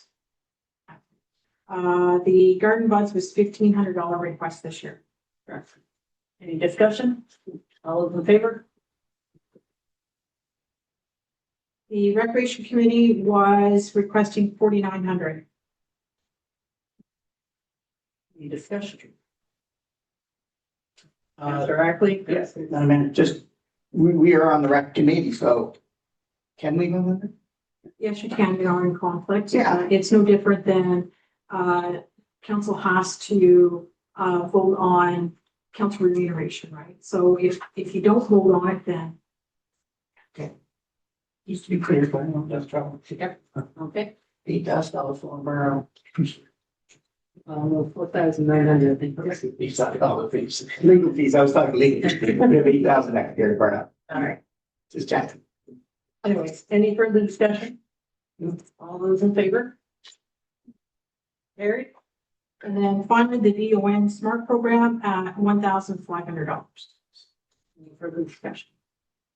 All those in favor? Carried. Moved by Deputy Mayor Saunders, seconded by Councillor Jablonski, that council direct staff proceed with the Howe Island Culture and Recreation budget as presented, and that the community grant funding be allocated as follows. Howe Island Garden Buds, $1,500. Howe Island Recreation Committee, $4,900. Howe Island VON Smart Program, $1,500. And that council direct staff to enter into an MOU with the Garden Buds to allow for the payment of the repairs to the irrigation pipes. Okay, any further discussion? All those in favor? Carried. Moved by Deputy Mayor Saunders, second by Councillor Holton, that council adjourn to form council in closed session regarding municipal act section 239C, a proposed or pending acquisition or disposition of land by the municipality or local board. More specifically, a matter pertaining to negotiations involving a transportation service. Okay. All those in favor? Very well, and carried. Back into open session now, and we have a motion. Moved by Councillor Ackley, second by Deputy Mayor Saunders, that council direct staff proceed as directed as per discussion in closed session. All those in favor? Carried. Thank you. Moved by Councillor Halton, seconded by Councillor Jablonski, that readings and final passage be granted to bylaw number 33, 2025, being a bylaw to confirm the proceedings of council. Discussion, all those in favor? Carried. Moved by Councillor Ackley, seconded by Councillor Jablonski, that the special meeting held December the 2nd, 2025, adjourned. At 4:01. All those in favor? Carried. Thank you very much. Good job. Thank you for all your comments Good today. job, guys. So, good job at me, staff. There you go. I have lots of time. Sitting here doing this. That's, I don't remember us have to go through each page. We did last year. That's the, Check your driver's license. yeah. Yeah. I'm not sure he has one. Driver's license? Well, you have to drive your test. I did it last year. Isn't it called the chauffeur? Thank you. Chauffeur's license. Thank you. I had a first license when I was 16. I drive taxi or big cycle. That's all there was, wasn't it? So I remember my mom, chauffeur's license, she first started. Don't get an operator's license with an easy one, chauffeurs with complicated ones. I have a. Parents